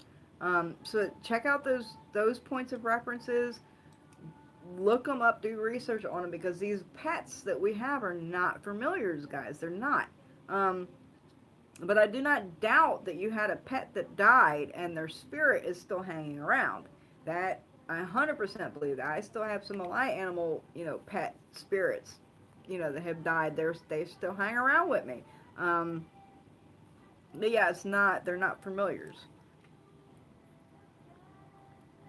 You can flip the directions, and meaning varies by tradition and work. Sometimes east is death. Yep, there are more directions of 40. Absolutely. Um, I'm actually getting to the point, you know, in my thing where I'm just starting to kind of learn about. I can't call them what they are, but we'll just say that, you know, the directions. um, so yeah, I don't know a whole hell of a lot about those. I know what they mean pertaining to like divination and the energy that they have and that kind of stuff, and that is pertaining to my tradition. And other traditions, as she said, they're different. Do some research and make sure sage is good for kitties. Yeah, I don't see why it wouldn't be. um, but yeah, it absolutely calms chickens down like awesome. So I don't see why it wouldn't work for cats. Have you tried calling? Okay, you're talking to her. Is it really bad? My back's hurting, guys. Sitting like this. Is it really bad to have your altar in your room, even if you close all your circles? I relocated for and haven't found a place. If you're to say your room, if you're talking about bedroom, that is really bad. And I don't care what circles you have or what fucking protections you have or whatever. You should never, ever, ever, ever, ever, ever, ever, ever, ever, ever have a spirit altar where you sleep. When we sleep, we are extremely fucking vulnerable to all kinds of shit. Don't ever put an altar in your bedroom. What do you want? He just keeps looking at me. That Salem show was awesome. So was the Golden Compass. Yes, and that is what I'm talking about familiars. Those bitches have familiars. Like, real deal, what fucking familiars are. And I know it's a fucking TV show, you know, but that's basically a fucking real deal familiar. Not a pet. I love the book series for the Golden Compass, and I'm still kind of mad that there were probably never be movies based off these books. I never read the books. I just seen the movie, but yeah, the daemons in the movie are very similar. I'm not saying that that's a familiar, but it's really fucking similar. Really similar to a familiar, that their spirit, you know, in the shape of an animal, they can shapeshift into different animals. They can go out, you know, and act completely independently and do work for, you know, their owner and like all that kind of shit. That's a familiar, not a pet. I don't call a direction, they're always there. I go to a direction. Awesome, honey, you got it. I keep amethyst and selenite next to my bed. I love selenite. Yeah, selenite. Selenite's cool. Just don't put it in a fish tank like I seen somebody else. Oh my god. Fuckery on Facebook, man. Somebody was gonna spiritually cleanse their fish tank and fucking put a whole big hunk of selenite in their fucking fish tank and flipped out when it melted. Oh god, people. Suffer from anxiety and insomnia for 10 years now. That's not good. Anxiety is usually a number one sign of work being done or some kind of negative spirit attachment. So I would either be getting a reading to figure out what the fuck, how the fuck to get rid of it, and this and that. I'd be doing a lot of cleansing. Selenite in the fish tanks, yep. Okay, guys, any more questions? We've been here for almost over an hour and a half. Okay, I'll move into another room. Keep it away from my cat. I know, mine knock them off too, and it's a pain in the ass. But that's the way it is. If you have a closet, okay, if you have a closet in your bedroom, if you absolutely have to have it in a bedroom, put it in the closet where you can shut the door, close it off, and then you can put all kinds of wards and protections on that door, which will help tremendously. Other than that, no, not in the bedroom. And I know, I know the struggle. I know the struggle is real with the cats fucking with your shit. I can't leave, you know, my candles burning all the time. I can't, because my cats are up there fucking the shit up. They're drinking out of all my spirits water glasses and knocking shit over and doing all kinds of shit. You know, when I'm doing client work and all that night, shit that, you know, you can't fucking put out. I got to take everything to my cellar. I got to take it to the cellar and put it on cement floor so I can leave it go and burn, and, you know, I know it's not going to be fucked with, and it's not going to burn the house down, it's not going to get knocked over. I know the struggle with the animals, believe me. When we get our farm, I am going to have a room that is just a spirit room just for spirits, and it's just going to be the door shut all the time, no animals allowed. You want to catch the binding talk? Yeah, we already discussed the fuckeria. The fire has shifted here now. Oh yeah, honey, work that wind. Work that wind. I know you know how to. Work that fucking wind. Yes. The familiars are not pets. What do you officially call a pet that has a special connection to you? That is not that normal of a pet. It's still a pet. I've seen animals do incredible things. You know, they train them to jump through hoops and walk balance beams, and I've seen incredible, crazy, you know, awesome pet tricks and like all kinds of awesome shit. It's still a pet. It might be your baby, it might be, you know, the awesomest pet in the whole world, and it could be super special to you, but it's still a fucking pet. I'm sorry. I'm sorry. I don't sugarcoat shit, and I speak, you know, real talk. I'm real deal. I speak the truth, and it's just a pet. I'm sorry to break it to you, honey. Any advice on depression or anxiety? Oh, depression. Sorry, guys, my back. Leaning over like this. I'm old, y'all. You know, Mom was old. Depression. Go out in the fucking woods. Go to the woods. Go to the river. Go to the ocean. Go somewhere in fucking nature and ground yourself. Walk barefoot. Hug a fucking tree if you have to, and release that. Okay, this is what we call grounding. When we got that shit on us, and this works, if a spirit's riding you or anything like that, go ground yourself. I had some fucking spirit ride me a week or so ago, and I couldn't get it. I had to go to the woods and hug a fucking tree for 20 minutes, but I got it off, and gave it to that fucking tree. Um, yeah, ground yourself in nature for the depression. As far as the anxiety, anxiety has two causes usually. And it's always within yourself. It's always within yourself in your own mind.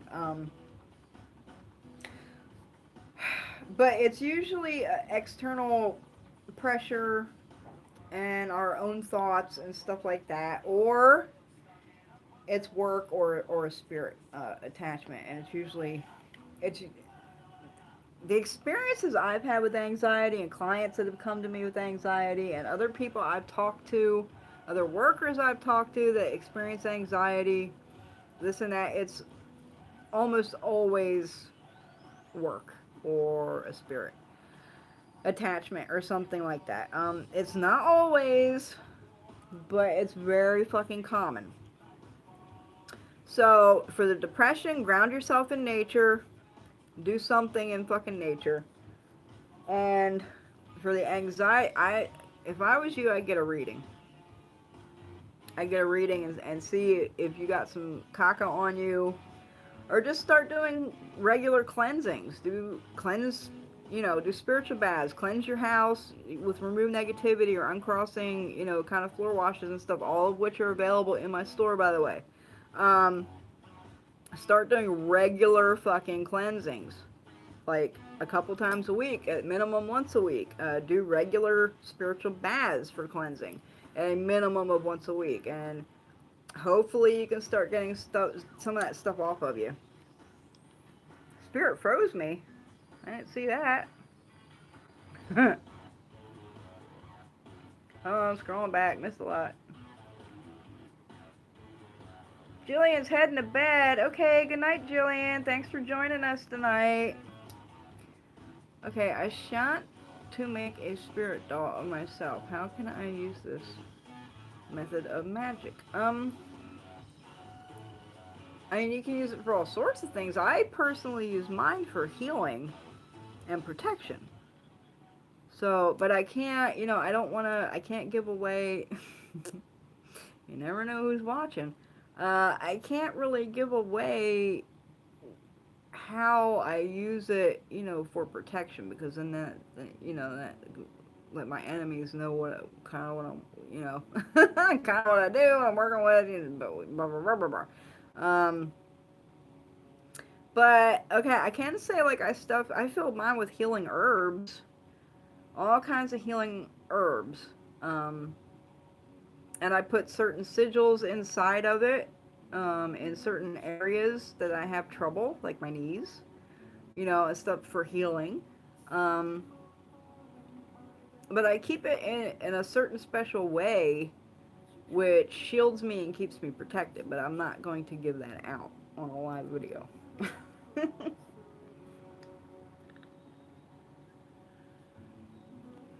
Believe that families don't die, they leave. Did you mean familiars or families? Buckaroo, getting my enemy.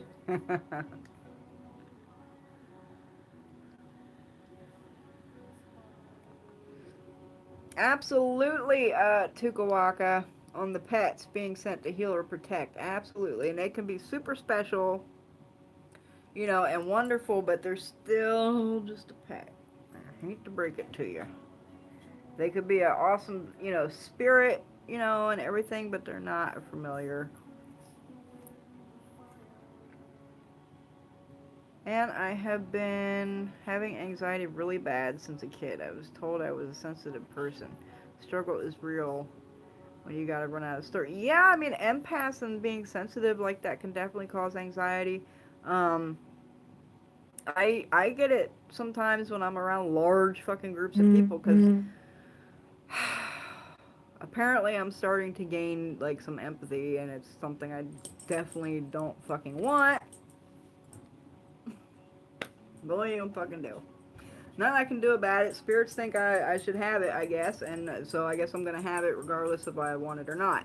Um, but yeah, you know, especially places like the DMV. Oh my god. You know, there's some crazy caca feeling in there. If I'm going somewhere where I know there's going to be a crap ton of people with a crap ton of caca energy on them, I protect the fuck out of myself. You know, cover your head, wear protective amulets, wear protective oil, protect your feet, because we absorb a lot of shit through our feet, guys. Just saying. Um, you know, all that shit. Protect the fuck out of myself if I'm going somewhere where I know there's going to be a lot of shit. Like that convention I went to, you know, last weekend where I met Meg Foster and all the, you know, celebrities and stuff. I was protected to the damn nines before I went in that place. It's a fucking horror convention. Yeah, there's going to be. There's a chick up in there on damn stage stapling money to herself with a damn staple gun. Like, lots of crazy spirits up in that shit. Yeah, I was protected to the fucking nines before I went in there, and I was fine. I had a tad tiny bit of anxiety standing in the line, like, because it was a big line. There was tons of fucking people around me, like all kind of pushed together, you know. So I was kind of feeling all that. But once I got inside and it was more open and people were spread out more and they weren't so close to me and everything, it went away. But yeah, always protect yourself. Guilty of not cleansing. And you can't come and say you're having issues. How often do you say is regular cleansing? A minimum of once a week is regular cleansing. A minimum. Um, if you got some major shit on you, you might have to do it a couple days in a row. You might have to do it 3 days in a row, 5 days in a row, 7 days in a row, 9 days in a row, depending on what. Um, and that means everything. That means a bath and cleansing your house and smoking it out with, you know, whatever, all that stuff. You might have to, it depends on what you got hanging around and what attachments you got on you and all that. Some shit's pretty strong and it takes a lot to get it off, but you can get it off. Nothing is permanent. Everything can be removed. Everything can be removed. Nothing is permanent. You just gotta, you know, find the right way of doing it. I always catch your videos right when I needed to. That bit on anxiety was a reminder. Awesome. Well, thank you, Reether Mose. If I'm saying that right, I don't think I've seen you here before. Welcome. I saw you talking about initiation changing DNA the other night. Can you enlighten me more on that? See, it's just studies that have been done that I've kind of read a little bit on, that there are studies that are being done, and some of them are kind of confirming that initiations can alter your DNA and your frequency. And I don't know if anybody's in here that was on that live the other night, but it's not saying, you know, hey, I initiated into an African tradition, so my DNA, you know, changed into an African American. That's not at all what I was trying to convey or anything like that. That all that shit got taken way out of context and it got way out of hand. But there are studies that have been done, and you know, per se, the people that were saying, "Oh, nothing can ever change your DNA," that is 100% malarkey right there, because there are also studies being done on these genetically modified organism foods that we are all consuming. And the genetic modification of these organisms is actually genetically modifying us as we consume it. And there are studies being done on this. Yes, things can alter and change your genetics and your DNA. Absolutely. And there are studies being done that are kind of confirming that initiations and the frequencies that happen and the ceremonies that take place can alter your DNA. It's not 100% fucking proven fact, but there are studies being done that are kind of confirming it and pointing in that direction. And it's not saying that it's changing you into another race or anything like that. It's just that it alters it to make more of a connection with these different frequencies. If you guys can understand that. Can you speak on spiritual baths, or should you stand and wash yourself downward, or can you do both? You can do both. Um, it varies by tradition. Some traditions, you just stand outside and they dump a bucket on you of, stuff. some you do an actual bath. I've done both. Um, both work equally well, in my opinion. Um, And as far as the direction of what way you're going to wash, it depends on what the bath is for.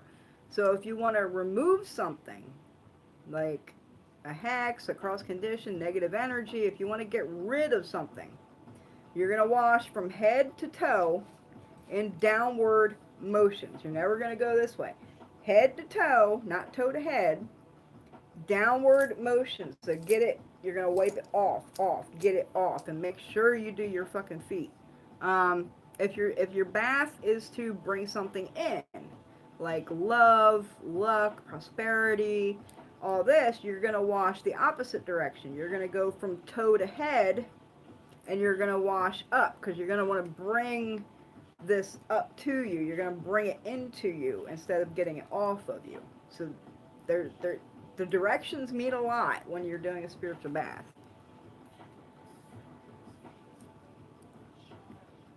Large amounts of groups, yeah.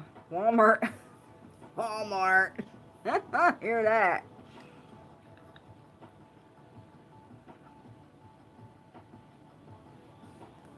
Do you think your grandparents are with you all the time after they pass? It really depends on them. Um, Now I work, a lot with ancestors, like a crap ton. But some ancestors can choose to reincarnate, and some can choose to move on, and some can choose to kind of fucking hang out and, guide their DNA. Um, so I don't think that every single ancestor that we've ever had is with us, like all the time. I don't believe that at all. Um, so, as per se, if your grandparents are with you all the time, that would 100% depend on what they chose to do after they changed frequency. If they chose, and see, this is another thing, and I mentioned this on a lot of lives, and I mentioned it a lot of times. This is why ancestry and blood and DNA is so important, because that's how ancestors reincarnate, through their own lineage. That's why lineage is so fucking important. Um, so yeah, some might choose to reincarnate. Some might choose to hang out and, kind of be like guides and guardians for their family and their lineage. And some might just move the fuck on to other things. And some come and go too. Like some might come at certain times, right? Because like my grandmother, for example, she's not with me like all the fucking time, but she definitely comes around. She definitely comes the fuck around, and especially if she knows I'm gonna be needing her for something, or I need some extra, backup, or like whatever, she'll come around. But I don't think she's around all the fucking time, but she comes in and out, every so often. I have a tourist town. It's awful with anxiety. Ew, that would be awful. Been like this since I was a kid. I hate the city. Wish I lived in a small town country. That's what I'm working on. BFE, bumfuck Egypt. I don't want anybody. DMV, yep. I'm a barber at the mall, and I come in contact with lots of I believe it. I believe it. And I talked on my live, I think it was two, not last week's live, but the one before that, I had to actually go get my hair done, and it was the first time that I was letting anybody touch my head, other than like my godparents in like 3 years. And I was like really weirded out about somebody touching my fucking head. So I actually had her cleanse her hands in fucking Florida water before she touched me, and she was cool with it, and I tipped her really fucking good because she was cool with it. She didn't question too much, she was just kind of like, oh, what was that in the bottle that you put on my hands? Like but she was cool, so yeah, I tipped her really good. But yeah, I was really fucking freaking out and weirded out about somebody touching my head. No one in Miami shakes hands. A lot of workers in Miami. You go more north, and they do. The handshake is so confusing. I got used to the no handshake and actually prefer that. Yeah, I don't. You gotta be really fucking special to even touch me. What's your opinion on Jinn? Um, I don't know a whole hell of a lot about Jinn, because that's like an Arabic, kind of tradition. I know they're made from fire, and I know they're not, what you see in movies. They don't grant wishes and like do all this stuff. They're generally malicious types of spirits, and they're very hot, and they're made out of fire, and they cause a lot of caca and chaos from what I've heard, and that's all I know about Jinn. Why some folks see skull as something negative? I got me a skull bracelet made from labradorite, and my dad was like, buying that evil thing. For me, skull represents ancestors or gods. Yeah, absolutely. Um, Skulls, they represent you're absolutely right. Your ancestors, they represent your dead and all your spirits, because your spirits are fucking dead, right? Um, so yeah, I keep a skull. It's not a real skull, unfortunately, but I wouldn't keep a real skull there anyway.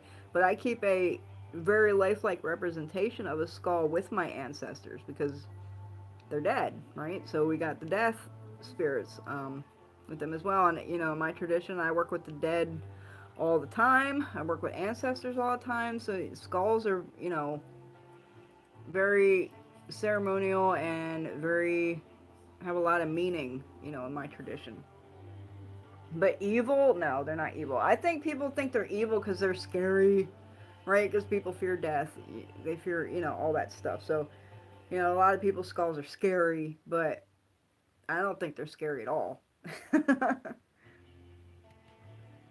That live was a dumpster fire at times, so I just didn't comment during. Yeah, it was fuckery. How would you cut energetic cords from spiritual attachments? Okay, so cord cutting is usually something done on the physical.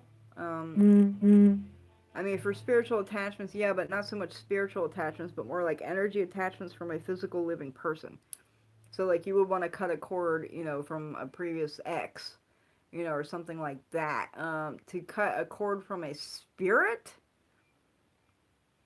you would have to get some kind of extreme cleansing and uncrossing, something that we call a breaking. You would have to break that stuff, and that in my tradition, that's a big ceremony, to break all those attachments and things that you have. So other than that, it would be baths and cleansings.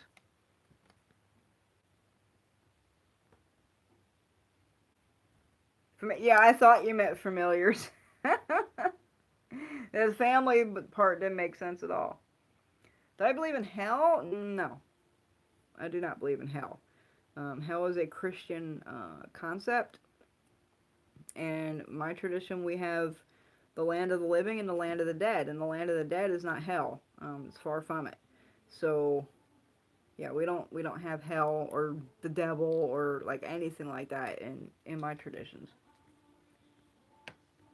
Can your ancestors choose to be your guide if it's possible? You can pick up some of their personality. Yeah, absolutely. We all have ancestors as guides. And can you pick up some of their personality traits? Yeah, you can. Um, but it's usually not permanent, right? So like I quit smoking, right, guys? I haven't smoked. I don't know if you noticed in my lives the last couple months, but I haven't been smoking like cigarettes. I quit smoking like 3 months ago. Well, I haven't had a problem with it, right? Like I haven't even wanted one. And I actually took like a puff off of one, and I was like, oh, it's nasty as fuck. I didn't want it. Well, the last like week or so, I've been like craving a cigarette like crazy, and almost all my spirits smoke. And yeah, not cigars. A lot of them want cigarettes, and I'm like, I don't want to have cigarettes around because if I have cigarettes around, I'm gonna be tempted to fucking smoke them. Well, I'll start craving a fucking cigarette like a motherfucker, and I know that my ancestors are jonesing or somebody. One of my spirits wants a damn cigarette. So I did break down and bought a pack of cigarettes for everybody to share, and I've only smoked one. One. But yeah, you can. And you can have like weird cravings if certain ancestors are, coming through really strong around you. Like maybe their favorite foods that they liked, maybe an alcohol or a drink that they really liked. Like you'll just start craving those things. And that's the presence of your ancestors. Or spirits. It could be like a spiritual court kind of thing too. Do you take a portion of your used bathwater and dispose of it at the crossroads, and why? In which direction? And what is the purpose? Okay, so the disposing of the water, yes, but I only do that for certain types of baths, which would be like an uncrossing or remove negativity kind of bath. I do reserve a cup and take it to the crossroads or the woods or the river or wherever I need to go with it. Um, that is a symbolism of asking the spirit that resides where you take it. If you're taking it crossroads, river, woods, wherever you're taking it, you're gonna ask the spirit who resides there, hey, there's caca in this fucking bath. It's on me, and I want you to take it away. I want you to remove it. So you take your water there and you pour it out to them, and then you give them an offering and a payment for taking that away from you and removing it off of you. Um, what direction? I don't really think the direction matters all that much. What matters is the spirit that you're going to ask, or where you're going to take it to, and who you're going to ask to take that shit away from you. My cat goes bonkers every time I apply Yoruba Bueno water. Can you talk about the different waters and uses? I actually have never used your Yoruba Bueno water. I haven't used that one. Um, I got Rompesargwe and Rue water and Abracamino water, and I mean, they all have different uses, and a lot of them are pretty self-explanatory. Right, so like Abracamino water or cologne is going to be for road opening. Rompesargwe is going to be like hex breaking. Rue is also kind of hex breaking, but it's like also cleansing and purifying. They're all kind of self-explanatory. Now, a couple of them, like Hoyt's. Let's take Hoyt's cologne for example. Is a very old-timey traditional cologne that's used for gambling. I don't know the ingredients in Hoyt's, um, but I know that it works, and it's been around for fucking as long as Conjure's been around, since its invention, pretty much. And it's always used for gambling, luck, and that kind of shit. But a lot of them are self-explanatory. I also use tobacco water. A lot of my spirits like the tobacco water cologne, and the Kananga water, of course, for spirits and ancestors. Um, and then there's other ones, you got the orange water and the rose water and all those type. And those, again, are pretty self-explanatory. What are oranges used for? Oranges are used for luck and prosperity and finances and, all that kind of stuff. and it's a sweet, fruit, so you can use it for sweetening things. There's also lots of spirits that like oranges, so you can use it as an offering for them. Rose water would be like for love and romance and friendship and all that kind of stuff. There, a lot of the waters are pretty self-explanatory. I just started. Maybe that Yoruba cologne has catnip in it or something. Something your cat goes crazy for. I don't know. I just started to work with my great grandmother, and I know she is with me, but I wanted to know her birthday, and I just asked Granny, when is your birthday so I can do something special? Something is in my ear. Hey, can you make it out? I hate it when they start talking in your ear and it's just like, and you can't fucking make out what they're saying. I hate that shit. That's crazy too. I mean, and they do that shit. Like the first reading I got with my godfather, he like, he did like an ancestral kind of investigation and stuff, and he pulled out my main ancestor and told me, what side of the family he came from and what generation he was and everything, but he couldn't give me a name. And I'm like, do you got a name? And he was like, oh, no. He's like, I ain't doing all the work. He said, that's your job. You gotta find out the name. And I was like, oh shit, how the hell am I? Because mine's like way back, like 8 generations. So I'm like, how the fuck? How the fuck am I gonna find this name? Well, it actually was told to me during my initiation. During my initiation, I kept hearing a name over and over and over and over again. And it was really weird. And, I kept thinking about it, but I only got the first name, right? But I knew the side of the family that the ancestor came from. And it was a male on a male side of the family. So I'm like, okay, so male last names don't usually change, right? Like they're usually, passed on through the marriage and everything. And the men keep their name, the women don't. Um, so yeah, I actually got the first name during my initiation. They spoke it to me over and over and over again. And then it just took a little brain power to like kind of put the last name with it. And when I finally came up with the name and I went to my godfather and I was like, hey, can you read on this and see if this is the name of my main ancestor? And he read on it and he was like, yep, that's it. And I was like, holy fuck. Like, how did that pull 8 generations ago or whatever? But yeah, they'll come to you if you can understand what they're saying.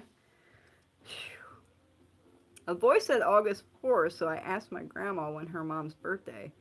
And she said August 4th. Oh, that's so cool. That's so awesome. I love that. And see, and I found out, during doing readings and practice divinations for people that I'm actually pretty gifted at pulling names of people's ancestors and stuff. And a lot of people can't do that from what I've been told. Um, but almost everyone I've done a practice reading for, when it comes to the ancestral part, I can usually pull a name out. And sometimes they're really odd. Like, really odd. I did a practice reading for someone, and the person that was talking kept saying Aggie, Aggie, Aggie, and I was like, that can't be a fucking name, right? So I'm like, is it Maggie? And they were like, no. And I'm like, Angie? And they're like, no. Aggie, Aggie. And I'm like, okay, Aggie. So I wrote it down, and when I went and gave the reading to this person, I was like, by the way, I kept hearing the name Aggie from the person who was speaking. He was like, oh my god, that was like my great aunt's name, Aggie. And I was like, well, who the fuck has a name Aggie? Like, seriously? So that's when I started learning, like, that I kind of have a gift at pulling names. Not whole names, but usually the spirit that's speaking, for the ancestral part, I can usually get a name out of them. Not 100% all the time, but most of the time, yeah. GMOs are altering DNA and it is permanent. Absolutely. You have children after the DNA damage and they will have the same DNA sequence. Hence the food allergies and early onset of disease in younger generations. Thank you. Abso-fucking-lutely. 100% facts right there. I had a dream about a skull on a table. Two Native American children were with me. In the dream, I cleaned the leaves and the dust off the table, and I heard, "We can't forget." That's really cool. That's awesome, actually. Um, wow, that's really fucking cool. You got the coolest shit, girl. I just love you. I was thinking of something and I was going somewhere, and now that, like, reading that, I just totally lost it. What the fuck was I gonna say? That's really incredible. I don't even remember what the fuck I was just gonna talk about. You just blew me. Man, they said my granny had a temper and was a difficult woman to handle. You can imagine. Right? Get a craving for Irish Bailey's Irish cream. Mm-hmm. Cuban coffee. Yep. Have you heard of people having sex with spirits? I've heard of it. Um, I don't know, you know, how much validity I would put into it. But some things might be coming along to kind of sway my view on that, because I actually had a client come to me, and she was expressing about that she had been being like kind of molested by a spirit since she was very young, and like it's still happening, and she's like older and she's married and has kids and all this, and at first I was kind of like, is this girl loony? Because we don't, you don't even want to look at a root worker's inbox. Like, okay, you can get the, we get some nutters. So, my first inclination was, oh, this girl's kind of nutty. But after I started doing, she had ordered a light setting for protection because of this spirit that was attached to her. And the light setting told a lot. Um, it put itself out like 4 times. I couldn't keep it lit. It turned black. Like, it was having all sorts of fucking issues, and it was at that point I started thinking maybe this girl isn't so nutty. Like, it seems like she really has some kind of powerful attachment on her. So I actually wound up sending her to my godfather to help with that. But so the sex with spirits, I have been touched by spirits, physically fucking touched. So I wouldn't say it's out of the realm of possibility, but I'm still kind of on the fence about it. Gives me the jitters, but I clean like no tomorrow when I'm drinking it. Awesome. Well, go do your laundry. Nothingness Chronicles. What the hell? Watching me forgot your laundry. Oh, that's what I was gonna say. See, guys, there's no more trolls. Don't give them your energy. And see, life lesson, guys. Don't put your energy into things that aren't worth your time, and they will go away. When they don't get the attention that they're after, they'll move somewhere else where they're gonna get the attention, right? So the trolls are here no longer, obviously. Do you always have your protections up during divination? Do you recommend it? I mean, my protections are always up. Protections, most of the protections I have around are like permanent. They're always fucking up. During divination, I mean, I keep my head covered. I don't want anything jumping on me. But other than that, not really. Because I know my spirits aren't really. I mean, all divination is hijackable, yes, but when it comes to my house and my spirits, it's my my spirits probably ain't gonna let that shit happen. If something's getting hijacked, they're gonna hijack it themselves. So I don't really need a whole lot of protections when I'm doing divinations. But other than covering my head, because I don't want anything jumping on me because it's unpleasant. I love getting a mini bottle spray, add drops of Van oil, And Florida water. That's a good idea. I never mixed Bam Bam with Florida water. I often do feel a need to go all out with protecting. Feel that need. There's never overkill when it comes to protections. Never.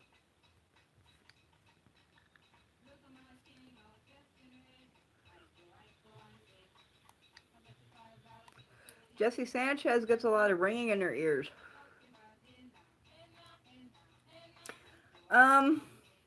Yeah, ringing in the ears is an indication of spirits, not necessarily spirits talking, but spirit presence in general. It can also be an indicator that someone is throwing work at you. And it's also very true, you know, the old wives' tale of if your ears are ringing, that means someone's talking about you. That's also very true. So it could be numerous things if your ears start ringing a lot. But if it's like constant all the time, that is a strong spirit presence, and it's usually, I'm not gonna say not nothing good. It's not necessarily bad. You know, if they're ringing all the time, that's a strong spirit presence. But it's an indicator that something's off balance. Let me just put it that way. Um, Something with the spirits, like your court or your ancestors or something, is off balance if your ears are constantly fucking ringing. It's usually that, or it's someone's throwing fucking work at you. Any more practice reading? Not yet. I have one I was supposed to do, and I haven't even like gone back and set it up with her because it got, the one we were supposed to do got buggered up, and I wanted to reschedule it. I haven't even done it yet. I've been so busy, guys. Spirit sex sounds scary. Yeah, it sounds kind of wonky. They gave me a new name in a dream, but I don't believe it because it was of a well-known spiritual leader in native culture. I don't know why they would come to me. I mean, but you are, you have that DNA, honey. You are part native. And you know, you are extremely gifted. You really are. You have a lot of gifts and are very connected in tune with spirit. So if this native, you know, leader picked you out, I wouldn't think anything odd of it because, you know, you are extremely gifted. It it is had it happened once. It's all I can explain that happened. Okay. I had a spirit come through during sex, and it was actually awesome. Depends on the spirit. Alright. Tugawaga got the experience over here. They gave me a dance to do during a certain time of the year. Awesome, do it. Fuck yeah, do that shit. Yeah, I wouldn't think that's fucking weird at all. Just because I know you, you know, just because we've talked a lot and, you know, I've done work for you and everything, so I kind of, you know, feel you. So I wouldn't think that's odd at all. My ears were ringing a couple minutes ago. What is your opinion on a spirit box? Contact spirit. I used it years ago and you actually hear someone say your name. It's crazy.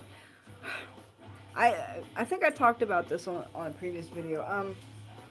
I've never used an actual spirit box, white noise box or whatever you want to call it, a ghost box. But I did use the one. They have like the app that you can you can download on your phone.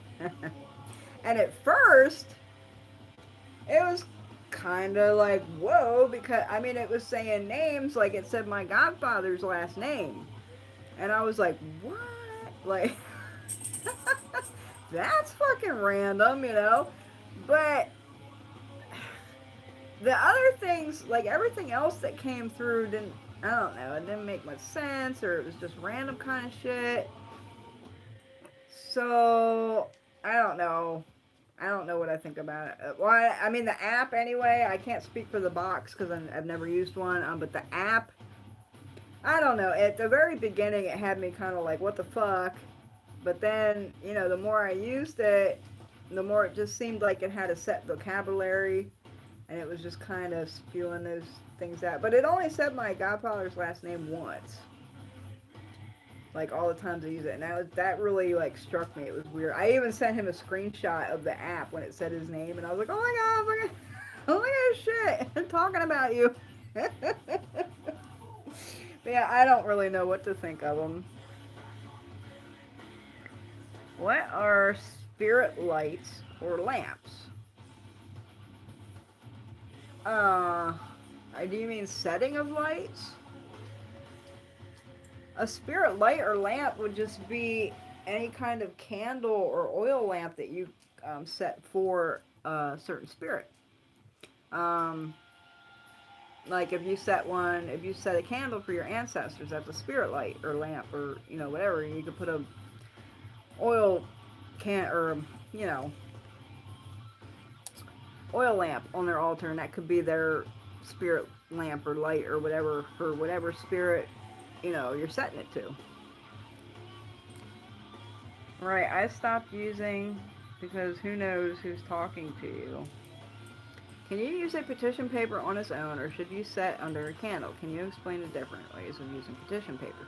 I mean, you can use them for anything that you would use a tag lock on a target for. So, I mean, you can do any work pretty much with it.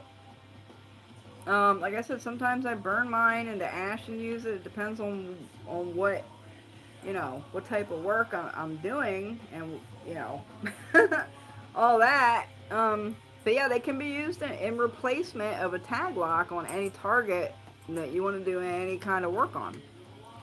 So yeah, you can set a candle on it. You can add it to dolls. You can, like I said, burn it to ash and put it in charms and amulets, or all kinds of. You can do anything with them. Anything that you can use a tag lock on, you can use petition papers for. Okay, guys, any more questions? We're going on 2.5 hours and my back's hurting. I'm leaning up like this. I don't like my new coffee table. It's too low. I got new furniture, guys, and my coffee table's like really low, so like I gotta lean down to like do anything. My reading was dead on. Oh my god, that's awesome. I'm I'm not confident in the reading yet, and I should be, and my spirits keep yelling at me all the time for not being confident in my reading. So I'm very happy that you're telling me it's very accurate. That helps. See, I think if I do these practice ones, or what, sometimes when I do setting of lights for clients, then my spirits will start talking about them because I got a candle working right there. So they'll be like, hey, let's get in this person's fucking shit. Let's get in their business without even asking them to. So yeah, the more I do of those, and the more people tell me that they're accurate, that helps me gain the confidence that I should have. And my spirits yell at me all the time about not being confident when it comes to the readings and everything. But it's hard, because I don't feel like, I know I don't have them even close to fully memorized, and but I know I haven't done one that's been inaccurate. I haven't had one person come back to me and go, yo, you were totally fucking off, or whatever. That's not happened. So I should be confident.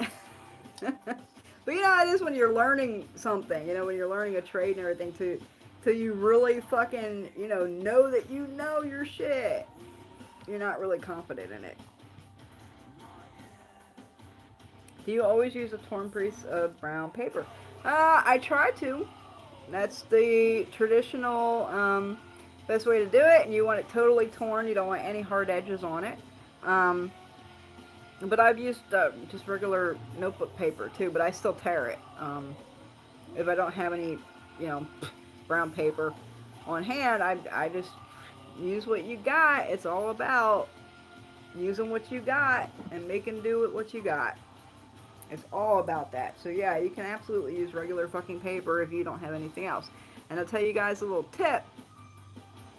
If you're doing love or sweetening or relationship or friendship or any of that kind of work where you want sweetness in it, Use the brown paper from the inside of your sugar bags to write your petitions on.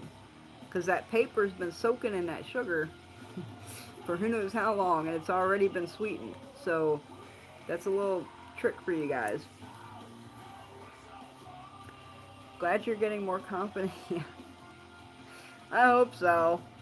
The more people that tell me, it was, accurate, then that's awesome. I did a practice reading like 2 weeks ago, and they kept talking about dental surgery or dental issue or something, and I was like, "Girl, are you like having teeth issues? Or you like have a dentist appointment coming up?" And she was like, "Oh yeah, I'm having oral surgery tomorrow." And I was like, "Oh."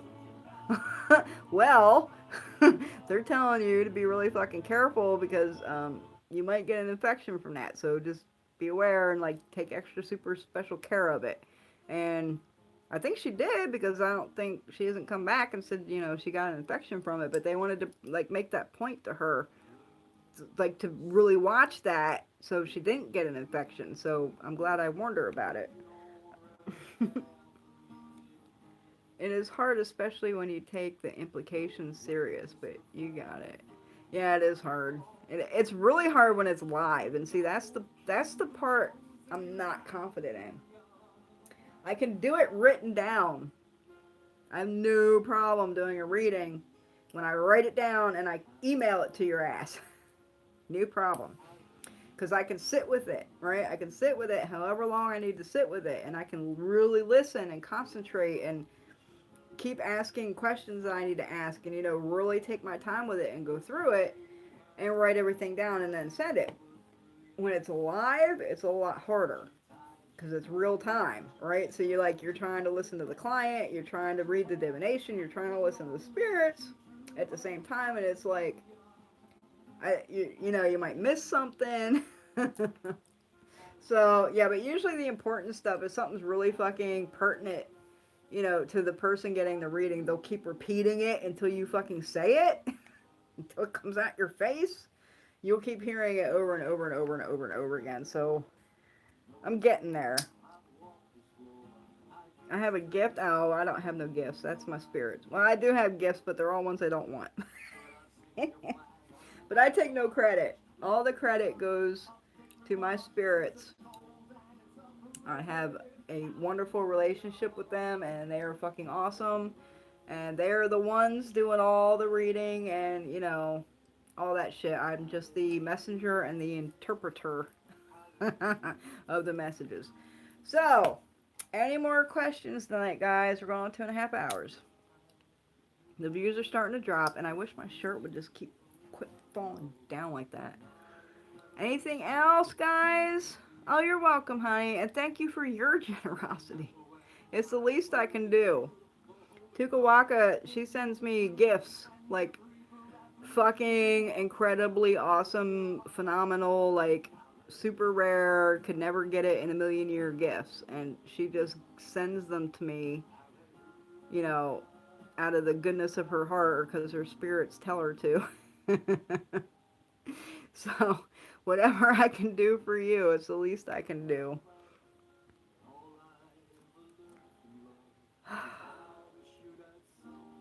Awesome. Okay, so I guess we're going to close it out. It doesn't look like there's any more questions. So, as always, visit the shop, primitiverootsconjure.com. We got, gree light settings, spiritual oils, powders, herbs. I'm getting a good supply stock of herbs. And by the way, guys, if there's ever a herb that you need that's not on my site, just message me and I can probably guarantee you I can get it.